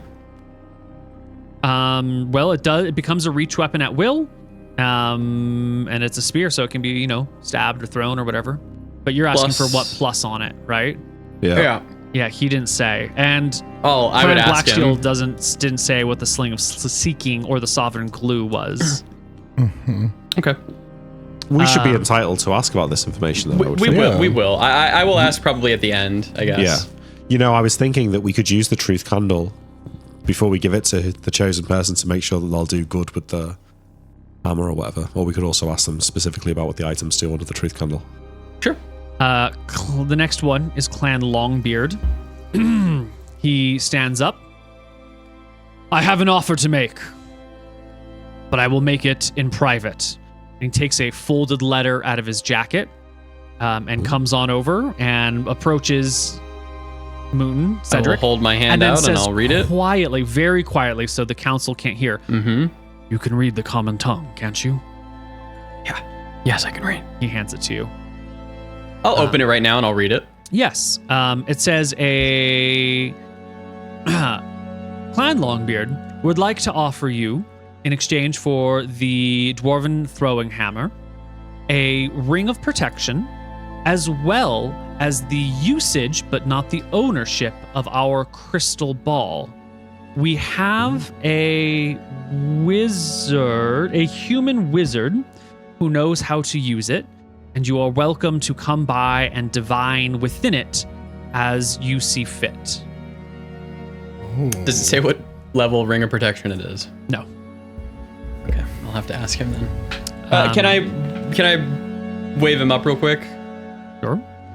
I'll wave him up and I'll whisper, what level is the ring of protection? I always struggle. How do we talk about these bonuses? I know. Because it is important. How It's, powerful is it? it's super important. The rule book says you should never disclose the bonus, and you can only really figure it out through trial and error in combat, and you can't figure it out outside of combat because it only really applies when things are dire. I don't know if Yeah. I like that rule. I think it slows down the game. Either way, that can still be true, but the dwarf could tell us because he would know. Well, sure, but then Well, no, it's different because if you just find it, then yeah, you've got to work out how much it is by using it in combat. But if you're being Keep given in it mind, this by dwarf could someone- also just lie. Yeah, I know, Sure. but then we could truth candle to make sure that he's telling the truth. Sure, but are we Yeah. really going to put the leaders here under a truth candle? he tells you That it's a minor ring of protection. Okay, I appreciate that. Thank you. I think every dwarf after they tell The next one. Wait, okay. I wanna actually, as the accountant, I actually want to write these down and take notes. Yeah. Can you give me the Black quick? Steel gives Yep. a Sling of Seeking and a vial of Sovereign Glue. Yep. Crush Rock offers a staff spear. Mm-hmm. Longbeard offers a ring of protection and the use but not possession of their crystal ball. Mm-hmm. All right, the next one to stand up, I represent Clan Whittlewood, and he's got a sword that he holds out, and he draws the handle from the scabbard, but no blade comes out. It's just the handle of a blade, and he raises it up. Ghost blade. This is a bladeless sword.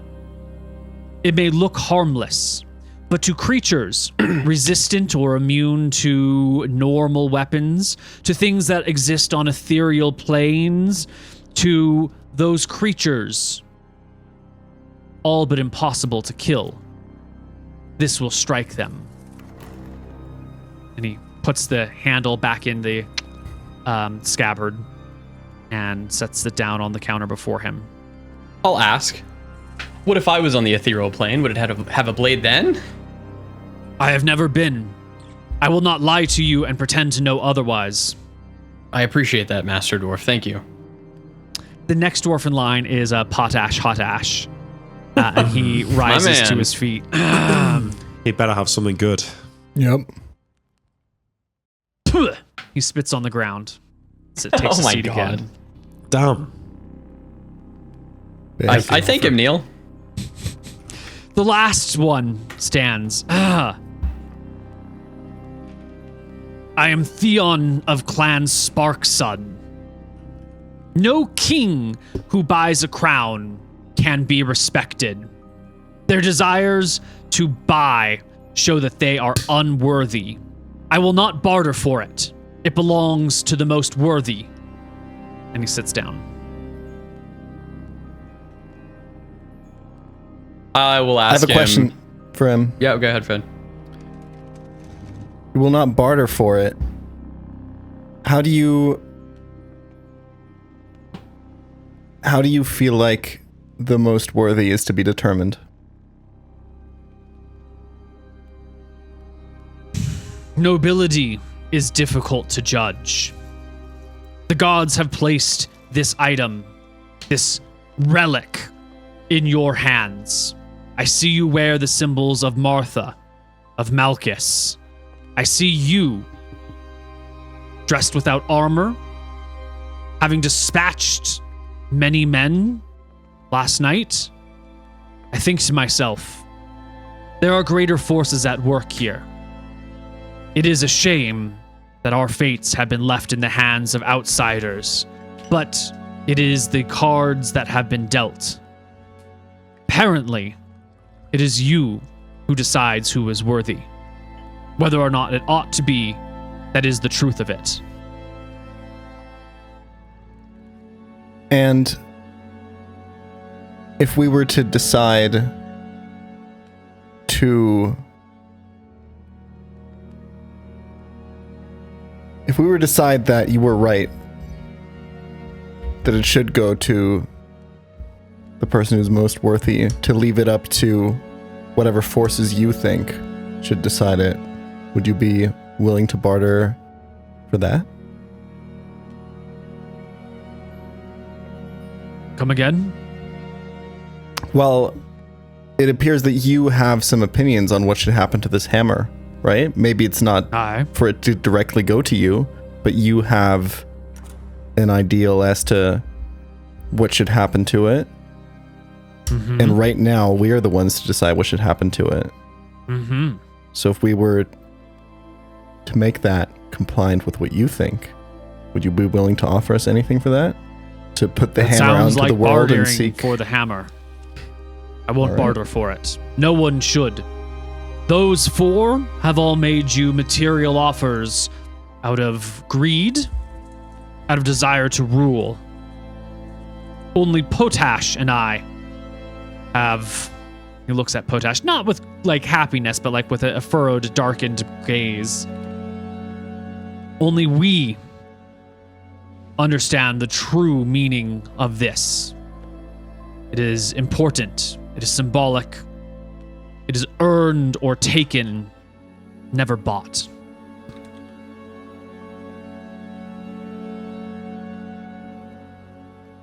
All right. This really appeals to me. I'm thinking in my head. I like the idea of making them compete for it. Squid Game style. I'll ask, tug of warring. What's the plus on the fucking spear? 3. Well, in that case, maybe that's. Can I worth- one-hand a spear, Neil, or no? Only when it's at its 6-foot range. Only And a is it short only spear. through? And is it +3 at the short Yeah, spear as well? Of course. All right, give me a quick spiel on. I ask, all right, what would you do if you were king of Kapan? To whom do you ask this? Everybody in the council will go one by one. Oh. Double checking my. And I asked them if they'd be interested in the long-term trade and or an alliance with Aknara. They're all interested in long-term trade and alliances with Aknara, except for Alright. Hot Ash, who doesn't speak.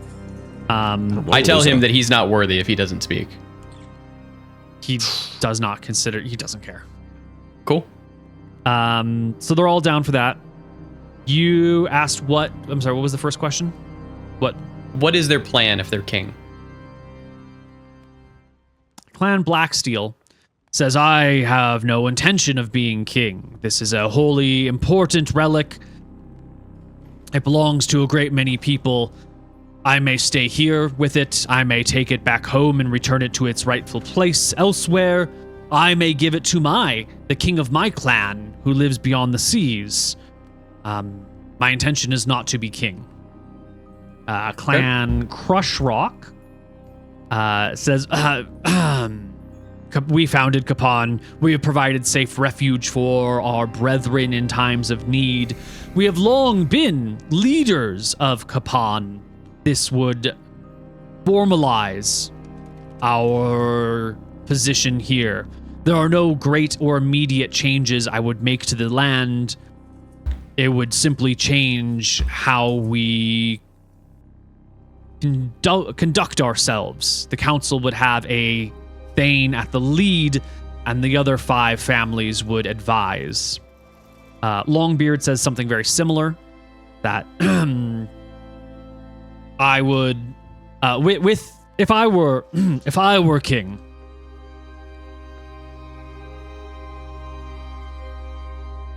I would consolidate some efforts. I would adjust the structure of our political society.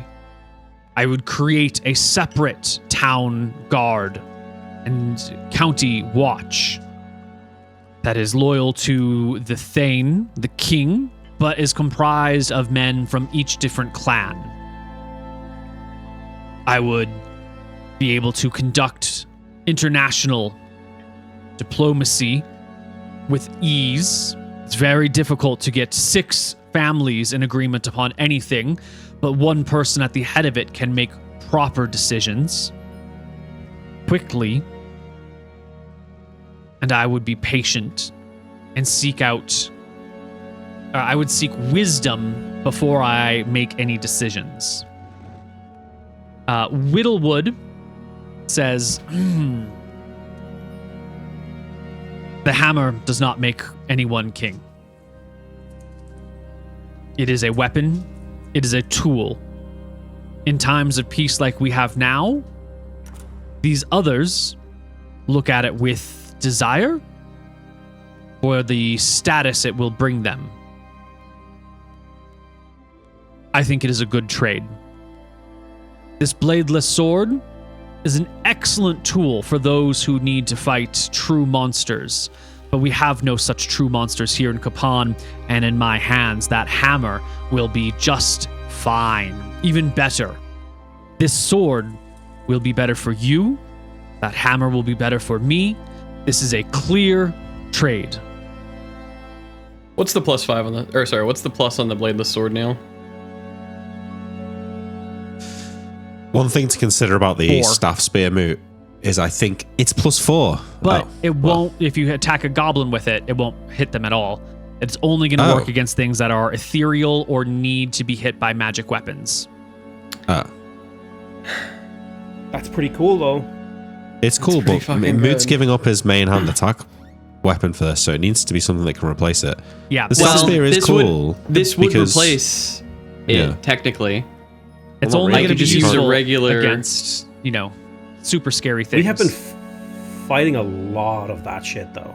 Not really. We We've ha- been well- fighting. We're about up that against Gorn? humans, right? The Gorn and the... No, the Growl. Zorn, you could be hit by regular weapons. It just had high AC, so it wouldn't have hurt them. But the Salamanders, who needed +1 weapons to be hit by, it would work against them. What is someone- the staff spear? It's a plus 3, and it can be a reach weapon. It can extend up to 12 feet long, or it can be used as a regular 6-foot spear. But wait, Seems- can't it also be a stick though, like a staff? It can also not be a It's spear. got a spear at the end. Yeah, it always has a spear point. Oh, does it? Yeah. Oh, okay. Is this just a spear? Yeah, but It's it's, a a spear. stretchy spear, bro. What are you? I'm gonna be honest. The The thing that I like the most right now, but I am gonna listen to the last guy who isn't gonna give me anything, like a cuck. The thing I like the most right now is the bladeless sword. That's so fucking cool. Like thematically, It is cool. it's Maybe you should fucking just keep cool. the hammer. Maybe you should be like, listen, you guys are too childlike. You don't deserve this hammer. I'm keeping it. Does the bladeless sword work at all on non-ethereal? No. Well, it works on things that need to be hit with the magic sword. Yeah. It harms Does it now? only Like, would it- creatures that would it hit a require werewolf? magical weapons to strike. Okay. It would work on a werewolf. It would work on a werewolf. Werewolves maybe. have 3 different forms, and they only need magic weapons in one of those 3 forms to be hit. They're affected by regular weapons in 2 of 3 forms. Okay. I listened to the last guy. Neil, is there another guy? Clan had all the guys. Sparkson. You ask him what he would do as king. Yep. Tax the poor. Kick out all the halflings. There's got to be one right-wing guy here. I mean, Well, they're all hiding their power Well, level. Potash. are we not all No eyeing protest. the Ring of Protection and Crystal Ball? Oh, I'm not eyeing that at all, honestly. What? If I The were, crystal ball, cool. you have to come to Kapan. We're probably not going to come back here almost ever. The Ring of Protections is a +1. Our shit which is going to be good. here, no? We'll have our money here. The +1 ring of protection, it is good move. The problem is it's going to replace your main weapon, but So, it does we give know- +1 AC and saves. We know that they have a crystal ball. I'm sure that we can barter with them in the future. That's true. Can I wait, okay. Wait, why does the ring replace the weapon? Because they have Because to give up Moot's the giving weapon. his hammer, right? Right. I mean, that's always happening. Yes. That's what I mean, but that's why I think he needs to pick the spear, because then he's got a replacement for his main weapon. no one cares He's about the giving Sling away- of Seeking and the Sovereign Glue. I don't know what the it is, sling so of, I'm I'd gonna love the ask sling it. of seeking, but it's not going to help Moot. We have Well, no I idea could what give you the Sling Sovereign of Glue Seeking, and I is. could take your Halberd. halberd. Yeah, what is the Sovereign Glue and what is the Sling of Seeking? The Sling of Seeking is +2 to hit and damage. Okay. And the Sovereign Glue is a vial of magical glue that, when placed between 2 objects, will permanently and forever bind them together. That's so funny. The problem with the sling Moot is that it's I'm firing into melee, so I'm risking hitting other people, and I run out of But magic you would power. have a +2. You would have a +2. Yeah, I know, so but you're it, but less it's, likely to but hit your that allies doesn't now. make it less likely to hit the party. That But just makes it more you attack likely at to hit. -4 to single Yeah. target a single person. I'm gonna be honest. Okay. I all right. Let's hear the last But, guy. but out. also that if you use the glaive, you can't use your shield. So I know, something yeah. I That's why I don't really suggested like actually that. in the break, but I don't know if you heard me, was we hear all their offers, and then we actually do a little bit of background research on each of the clans to figure out if their like reputation or what they plan to do might like sway our offer, because maybe we don't want this in the hands of like, let's say the bladeless sword guy turns out he is actually like a really bad dude. He's Coney 2012, but for dwarves. Exactly. Clan Which one of us is going to be jerking off in public? Sorry.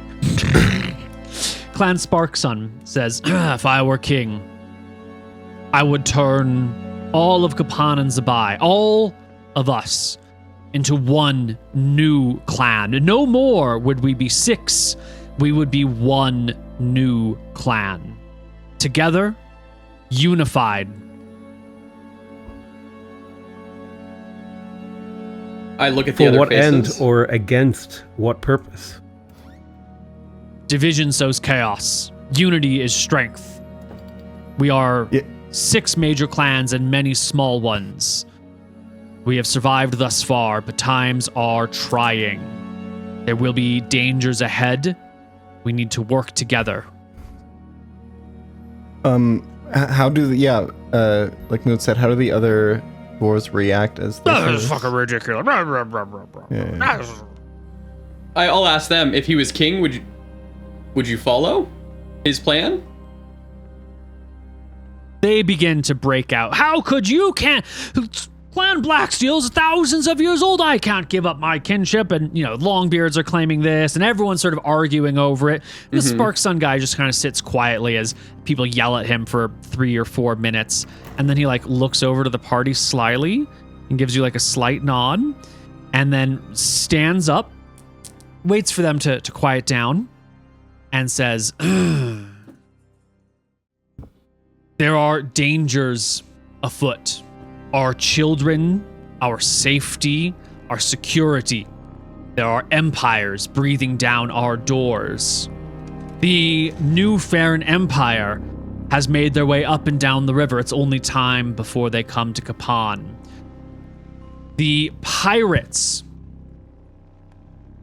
in Ruskala regularly raid our coasts. We can ill afford separation. We need unity. Would you not give up the concept of your separate clans to protect your people? What is a clan if not a vow of protection, of unity, of a group who live together and work together for the common good? We cannot afford to be divided at a time like this. We must unite under one name. Sits back down. The other dwarves complain. They bicker. But you can see their complaints are a little more half-hearted here. They're a little more knee-jerk. They're not, before they were arguing and yelling about this or that, or, trying to make impassioned reasons. And now they're like, oh, you're full of shit. I would never. How could I give up the Blacksteel name? But, it's more. I will emotional walk arguments. over with the mace. I will place it in front of the Twinklefoot guy, the last guy who just spoke. Spark Sun. Oh, yeah, the hammer. Say again? Spark Sun. Spark Sun. I'll place it in front of him. I'll say, it seems like you're king. And I ask you, king, if you could find it in your heart to give me a new main weapon. I'm going off into battle, and as you know, we're no friend of the Empire, and I need something. And I understand that this is no strings attached as I push the mace towards him. I trust you to lead these people. As does Martha. The other Malchus dwarves smiles look upon on, you. agape. Clan Spark Sun hoists the hammer, raises it above his head, watches the light. have the power. Cleric of Martha, what is your name? Cedric Smith. Martha's chosen. Unknowingly, I'd say under my breath. You are a good man. Obviously, you have been chosen by the gods for some grand purpose. I feel it is greater than this, but you have done a good deed today. Please, retire for the afternoon. Come back tomorrow. We have much in this chamber to discuss, and I fear Thank you, my the king. interworkings, dwarven politics, may be boring to you. King or Thane? What are you gonna go by? Thane. I nod. All right, we'll see you tomorrow. As we walk out, I run up to Cedric. Good job, Cedric. Wow, that was really selfless of you. I'm trying to do good by the world before we all die. You're really making a change. Looks good on you, I say as I run past him. Well, I'll kind of grab your arm and say, you're going to be around a lot longer than me. Will you make me a promise that you'll come back and see how this goes in a few hundred years? Sure, Cedric. Yeah, if I'm still here in 100 years, I'll check it out. I know. Let you run past. I take a moment to talk to Cedric and I say, I was worried giving you free reign. I am leader, but I don't believe I should be a dictator. But I feel like not only did you make the right decision, you made a decision that we can be proud of, all the people of Aknara. I kind of go to embrace Cedric and say, I'm proud of you. Well done. Wow, guys. We really chose the good ending on this one. I'll whisper to you. We'll see. You'll never know how hard it was to not walk around with a cool bladeless sword. I give you a little extra squeeze in recognition. Just a little. All right, we We'll retire get for the you one. night. So I want to ask the party, Elijah, what do you think of this? It's not what he would have done. He would have liked a crystal ball or ring of protection or something, but he respects the decision. He wouldn't have expected Cedric to make this call this decisively and quickly. And he sees the admiration that he's getting from the other party members, and he's kind of feeling like, damn, I wish I made a call like that, That's a lot of pats on the back that he's getting. So he'll remember this if he's ever faced with a decision like this. Is that I just want the adoration, or is it like actual respect for the decision? No, he definitely also, deep down, I think he does respect the decision a lot, and he probably also thought that that person. Here's the thing, I think that he thought Sparkson had the most aura of an actual leader, and therefore, in his mind, he thought that this was, for these purposes, the right call. Yeah. I feel like I'm starting to see Cedric become a cleric of Martha, right? It didn't make sense before that he was chosen for that, but it's almost turning him into a force for good. Because he was quite selfish, and too. at the start of the campaign, he was kind of an arsehole. But he genuinely now has done it. At first, I was suspicious and thought he was just in it for himself still, but he seems to genuinely be trying to do good. What about you, Zephyr? Was this what you expected out of Cedric? I have complex feelings about it, but I think ultimately what it boils down to is Cedric chose a path not of material gain, but of one of a more doing the right thing because it's the right thing, trying to not to enrich himself. Cedric made a very great personal sacrifice, and Zephyr sees this as one of the most honorable things that a person can do.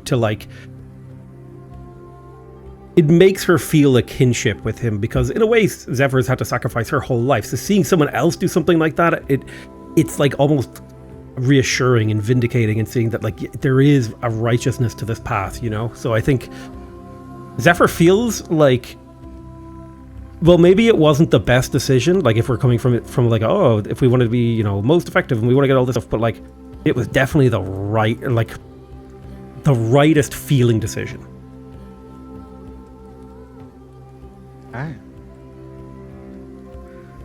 Saris, as you guys eventually settle down for the evening somewhere, will speak up and say, I can't believe what I just saw. Who does that? Who does that? Does what? I mean, you made someone a king, and you got nothing in return for it. Who gives your random king a magic item? I mean, I've done this once before. I just did it again.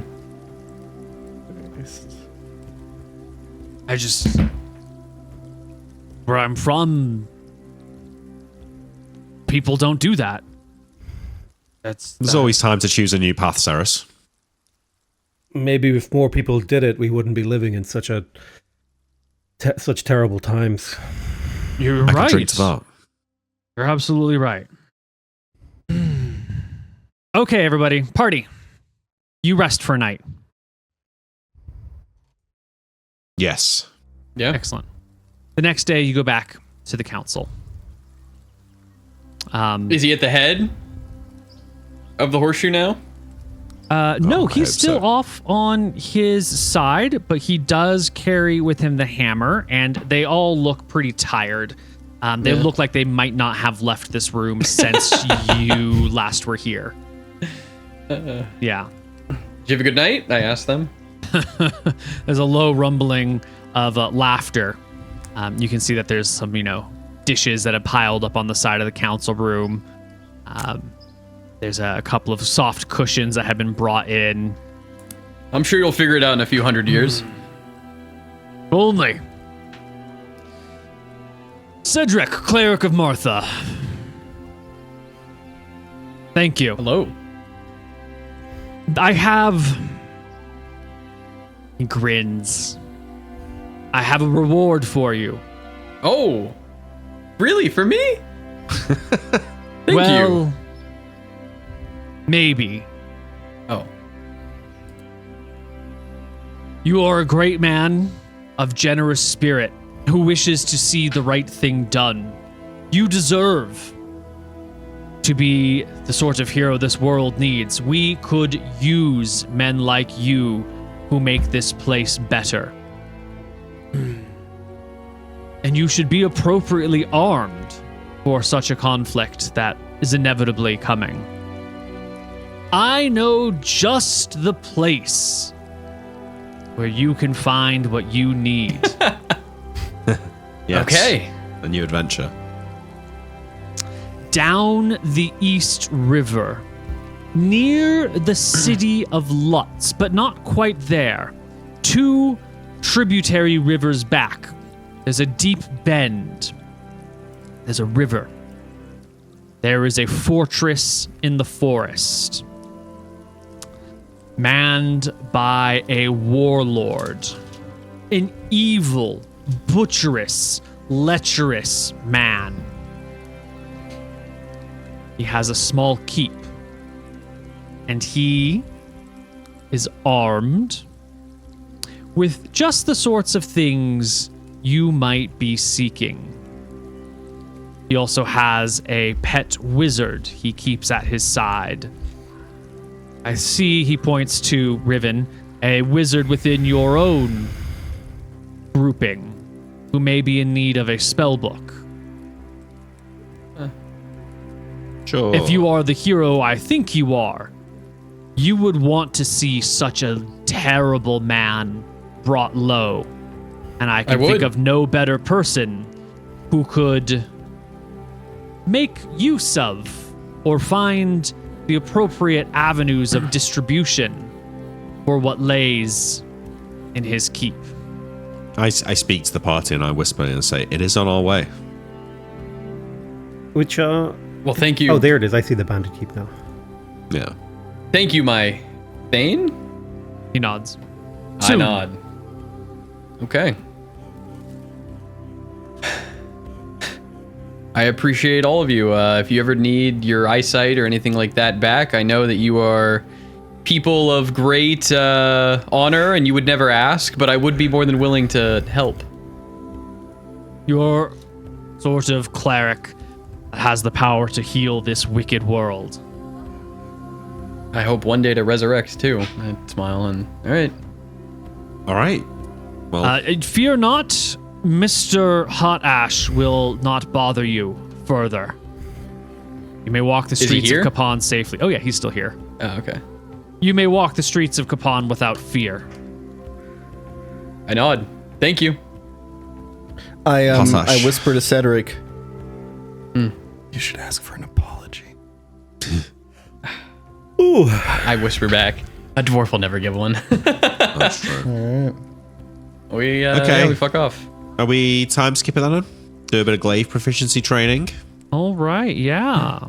Well, hold on. I ask what weapon he wields. The DM doesn't have an answer for you Okay. yet. Can they give me an answer so that I can train in that? Yes. Thank you. Yes, I will come up with some details that they have of this guy's gear. but I didn't. Because whatever have that is, anything I want to ready. train in it. That's perfect, fine. yeah. But as long as he can learn his proficiency in it, yeah. Yeah. Yep. Cool. Cool. Well, party, So we wanted to Zephyr, time skip. Saracen. Yeah, some of them are going to odds, right? Me and Cedric are staying in Capon. Kapan to do our training. They're going to learn, see what Brent has been up to, and then we're all going to meet back up in odds and get on the river and go down towards this bandit. Yep. All right, 10-week time skip. Okay, so we're just going to do some time skipping here. We're going to move things forward. There are going to be some costs associated with just living and existing. It's not free. You have a We're lot rich. of gold. I think it's fine. Yeah. So, can you shell I'll out? spend my days. Yeah. Yep. I was gonna say I'm gonna spend my days, hanging with the dwarves. Probably posted up in the local temple, and if anybody comes with any senses that need restored, Neil, I restore them for free. Okay. You're like not coming out drinking in the evening and stuff, so I'm on my own. I'm a godly man now. All right, I get deep into the alternative scene in Kapan. I want to get a sword, y'all. I want to get a second sword. I want to get an offhand sword. Absolutely. I need a You can buy one here in sword. Kapan. They have great weaponsmiths. And since you've got like a big 10-week break, you can order a nice sword to your design and fit. Or you can buy a regular one, or you can have one custom made as you see fit. I asked the party for permission for funds to get a custom made sword. Yeah, I don't agree. Sure, yeah. You're not going to have to drop it every time you cast Fist of Stone, though. Yeah. No? No? Don't. Oh, because Can you would I- have your light sword, or then you'd have to drop it for flame. Well, you sheathe it, and then you... Yeah, We exactly. could even make yeah. it custom made so it drops well. Like, I'm imagining I only have one. I don't know. Does it take an action to unsheath a sword? No. Right. So I could just have like one sword out, right, and then in the combat I can decide if it's worth it to cast Fist or Yeah. Stone or not, and Yeah. shouldn't be a problem. It's 30 gold for a regular sword. You want to make something cool and custom. You want to come up with your own flavor text for what it is between sessions. We'll double the price, and it'll be 60 gold. That works for me. Okay. Can I get like some design on it? Yeah, absolutely. Yeah. Do what you want. 100%. Do you want to? 'Cause I kind of. Do you have an idea that you want to share with the party now? Ooh. I wonder if I can find. I feel like I'm gonna have to find a blacksmith that's willing to work with me in like a creative back and forth process here. Oh yeah. Well, 'Cause I- welcome. You're in the right spot for that. You're in Kapan, Yep. baby. Because I would talk to the blacksmith and I would go, "Can you make me a sword that kind of looks like a pen?" A pen? Yeah, pen. Tell me more. Pen is mightier. Like a quill or like a proper pen? Like a proper. There's like inkwell pens, right? Yeah, totally. Yeah, they're expensive, but they're around. I think I have one. Mhm. Yeah, and I pull it out. I show him the inkwell pen. I want my enemies to feel like they're being written on, they're being crossed out, they're being checked off as I kill them. It points to that like triangular head of the pen and talks about how that could be like maybe the basket hilt, because you want a rapier type weapon, and then you'll have the long blade that comes out of it, and you can work through some of the design questions. Maybe a blood groove, so that like when you stab someone, it can fill with blood, and then you can like slash it around and leave streaks here and there. Yep. Okay. Yes. Makeable. Yeah. Otherwise, a red that matches my outfit that I'm wearing would be nice. Absolutely. A red handle, decoration. The handle, yeah. Excellent. Do you have any gems on the party that you would like to embed into the sword? We don't have any gems, do we? No. We have pearls. I don't really see it aesthetically. I think we're good. All right. Will someone in the party shell out? Because we're skipping 10 weeks, and we're also, last time talked about how to travel to odds without any danger, and there's going to be hiring some mercenaries, and everyone's going to be living and rent and drinks and food and blah, blah, blah. So someone shell out 340 gold for 10 weeks of decent living and weapons and stuff. Done. All right. In odds, where Zephyr and Elijah and Saris go, you're going to meet up with Berenza and John. Good old Berenza, good old John. And you're bringing with you the books. Yes. Books. We have like 8 weeks of reading to do. Yes. Yes. All right.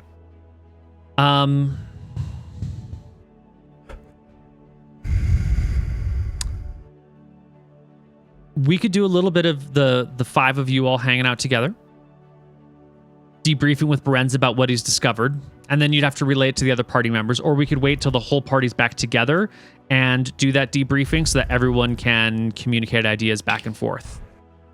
How do we feel?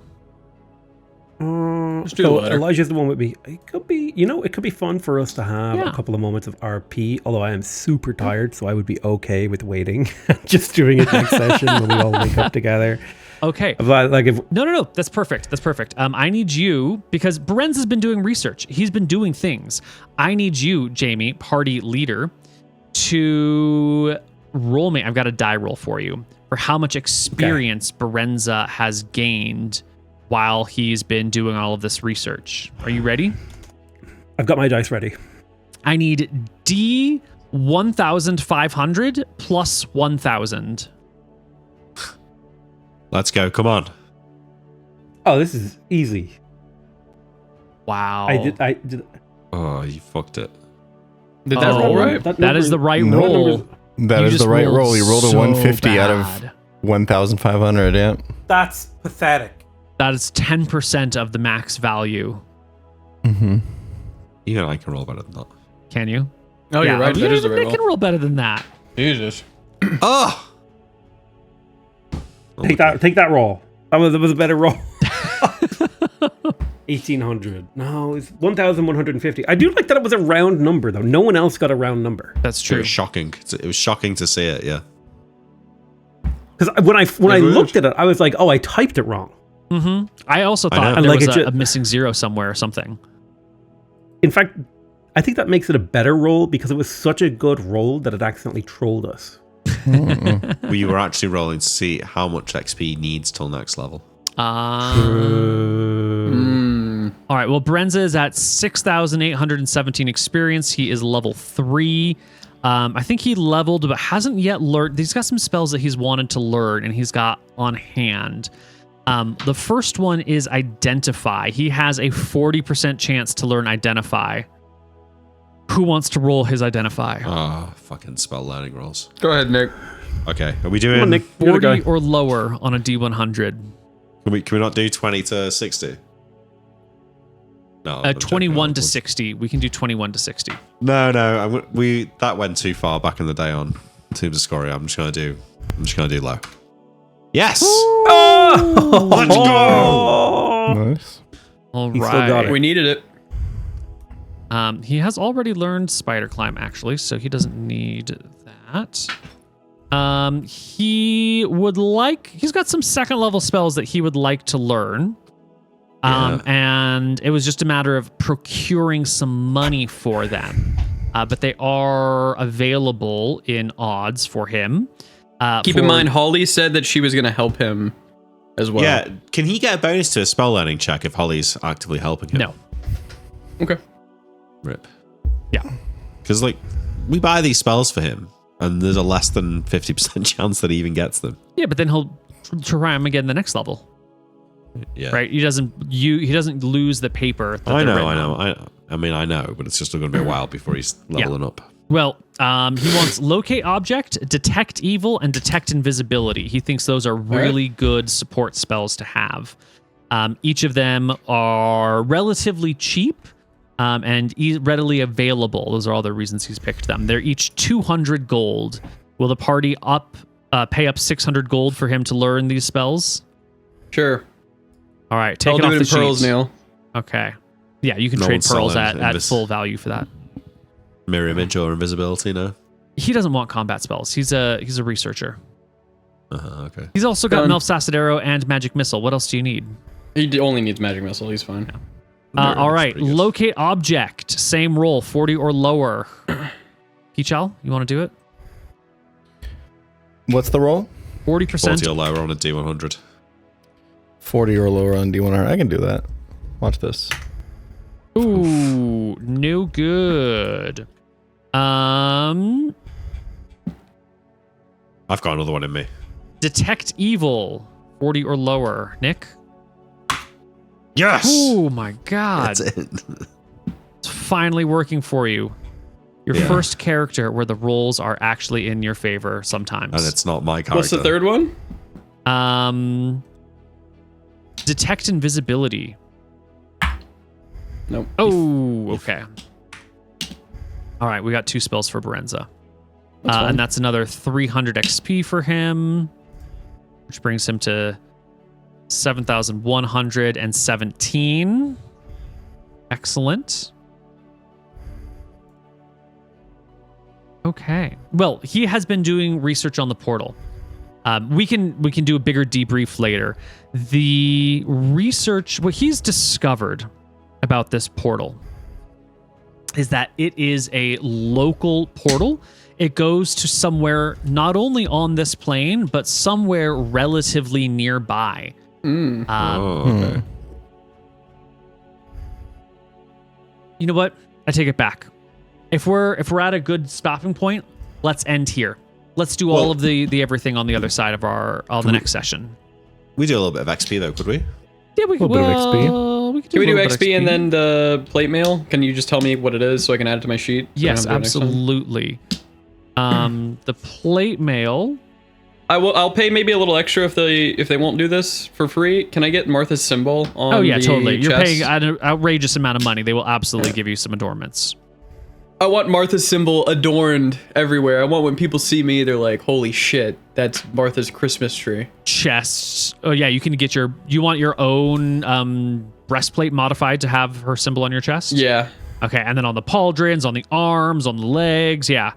Cool. we'll do Definitely. chest, pauldron, and then the bottom of the boots. Oh, so you leave Martha footprints everywhere you go? Yep, and then on the hands too. Nice. All right, your That'll be plate it. limbs, they weigh 40 pounds and they give you a bonus of 4 to your AC. What's your Good? AC now, mate? I'll With tell your you in shield. 1 second. Plate limbs. Give me a bonus of 4. Mm-hmm. 21. Wow. That's sick. Okay. And then you said it was Stacked. 40 pounds? Yeah. And the breastplate's 30? Yeah. That's what I got, so. Yes, All right, cool. Yes. I'm perfect Can I then. take glaive proficiency? Yes. Let's go. And I'll take a proficiency in the weapon. Yes. I will sort that out Whatever, in you between know. sessions. Perfect. All right. Experience. Yeah. I'm not sure how to Gotta be some reward good experience. XP for Yeah. creating a new dwarven thane / clan. You're going to be told that this hammer was last seen in the hands of the last Thane, and it vanished. And people aren't sure exactly how or why or where or when. Yeah, when is pretty well established. It was about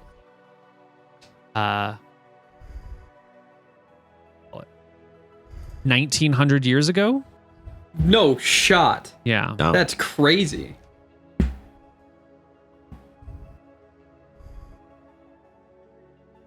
Yeah, so it's been a big deal. They also ask you, if you didn't happen to find his magic armor at the same time, did you? What was the magic armor I asked? Dwarven It's the chainmail plus chainmail one. that we gave to your girlfriend. I will let him know who has it, yeah. Okay, they'll figure it out. It's good. Well, that I it's tell run. him. It's Yeah. Holly. Holly has it. We had to trade it for magical, stuff. We didn't know. Yeah, Sorry. yeah, that's fine. They'll sort it. The hammer was the more important of the two. So experience for this return. This is a holy relic. or at least a relic to these people. Does Sarah was in the party for this? Does Sarah get XP for this? Might as well. He did engage in combat. Oh, well, I'll he did engage in the split fight. his combat. I'll split the combat XP with him, but I will give you guys the quest XP without Sarah's Yeah, that leeching. seems fair. Sure. There's been a lot of leeching this campaign so far. I mean, you're just making me want to leech more. No, What are you there's been doing? enough leeching. Let's keep our XP for now.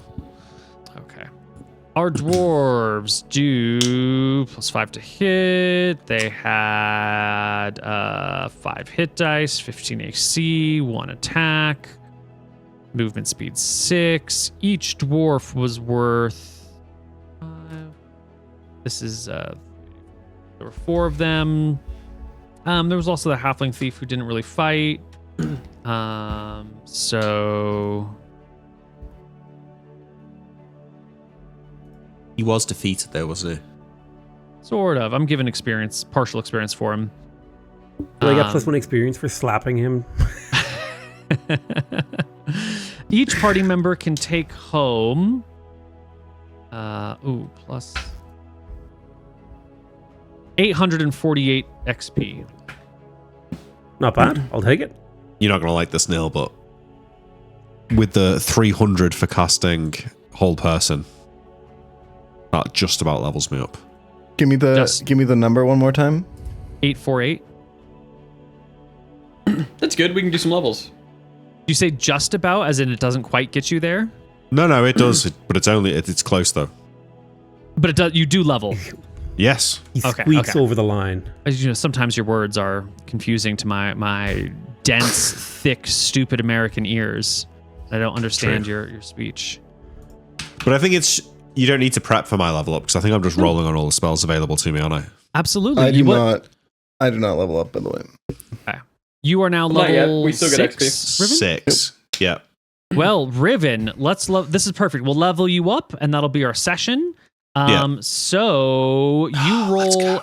a D8 plus. Is it 4? Sorry, I just want to say, don't forget our quest XP too, because that could level up. Oh yeah, the quest Elijah. XP for the hammer. Yeah. Yeah, that was part of it. Oh, okay. All right. Yeah, the combat Lucky wasn't very hit. much. The quest XP was the majority.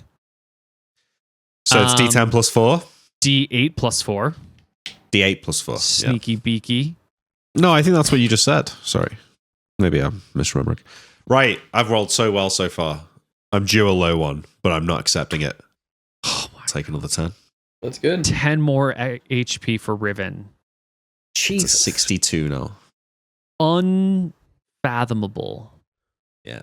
Oh, wait. It's like What's more my health magic than power go up troll, to? right? It's way more.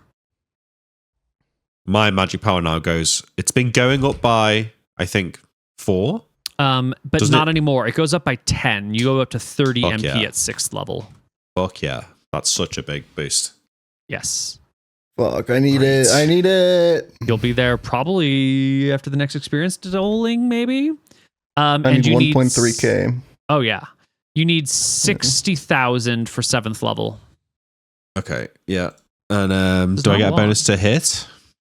At 6th level, you get a hit bonus of 1. You go up to +3 to hit total. Love it. Plus 6 to hit now with my glaive. That's great. Let's see. You gain 1 non-weapon proficiency at this level. Okay. I'm just going to put that. I don't know what that would be yet. I'm going to have a think. Okay. And let me open up the big table of wizard spell learning stuff, and then we'll learn you some spells. Yeah. Wait, do my saves change? Mm, I think it might. I think it's 1 to 5, yes, 6 to 10. yes, they do. You ready to record them? Yeah. 13, 9, 11, 13, 10. Great. So that's a bonus of 2, except for paralyzed, poison, and death, which went up by 1. Great. What a sick level up. All right. Already that's so much, but let's roll some spells. Spell acquisition. At 2nd level, on all other levels that do not introduce a new spell level, the sorcerer may pick any one discovered spell to learn automatically, and then make intelligence checks, spell learning checks, intelligence checks on all other discovered spells. A sorcerer can chain learn as long as no spell is rolled for more than once. All right, so you get to pick one of the underlined spells. You already have the underlined spells. The non-underlined ones are there for you. I'm going to take tongues. Tongues. Third level spell from this area over here. Excellent. Okay, tongues does not reveal any new spells. Okay, and I'm going to roll all this. Yeah. Give me just 1 second while I want to track what you're doing appropriately. Yeah. Not taking vampiric touch. Quite the fool. Feels out of character. He should sack feels it. a bit out of character, and my glaive is strong. Take it and then What comes wait, after? you already got rid of the thing. Yeah. Yeah. But tongues is good, I think. Yeah. It's been a couple of times Very where that would have good. been useful. All right. You get to roll on each one, right? Yep. You want to start in the upper left-hand corner and go non-detection? Yep. Okay, it's 50 or lower. No, it's just an intelligence check. 21 or higher, roll your int. Wait. No? Yes. That's not what we've been doing. I think it has. I think this has been a mistake that we've made, and we've gone back and fixed it because I remember Peachow rolling a spell learning check, and then me being like, oh, wait, it's actually an int check, and then adjusting things. Mm-hmm. It's definitely an int check. Okay, the chances of I think are the... Oh, no. It's It's a better for me. little bit higher for an int check than a spell learn. Okay, fine. Non-detection. Pass. That's a success. All right. And I get to roll on any that get revealed as well, right? Correct, but there's nothing coming off of non-detection. Okay, hold portal. Mm-hmm. Natural 20. All right. Hold portal does lead you to a new spell called Magic Lock. Okay, magic lock. Fail. Okay. What's so funny? You fucked it up. Protection from cantrips. Pass. Protection Anything from off that? cantrips. Hold on. I'm making Sorry. my notes. I'm so sorry. I'm slow. Nothing off of protection from Oh, what the fuck have I just done? Oh, no. New. Nothing off of protection from cantrips. Protection from evil, 10-foot radius. Pass. Okay. Nothing off of that. Protection from vermin. Fail. Protection from Okay. poison. Fail. Okay. That's it for that tree. Next tree over. Okay, already got tongues. Mm-hmm. So, vampiric touch. Mm-hmm. Get. Success and arcane sight. Get. Wow. Look at you go. You're learning everything. Riven. I know. And there's It's no... an int check. Holy. You've got... There's nothing off arcane else. sight either. You've learned that entire tree. Yeah. Lower left Wait, hang on. quadrant. Does that mean that there's no level 4 spells there? Oh, no, there it is. doesn't. Yeah, but you're Yeah, just okay. at this level. Yeah. Okay. Lower left corner. I think the first one is glitter dust. Glitter dust. Fail. It's a shame. I took That it would off. have been a good one. Secret page. Uh-huh. Fail. Mending. Mending? Pass. Okay. Finally, mending leads you to shatter. Oh. Get. Shatter leads you to Lance of Disruption. Ooh. Neil. Come on. When you... Oh, Yes! there Wow. we go. Get in.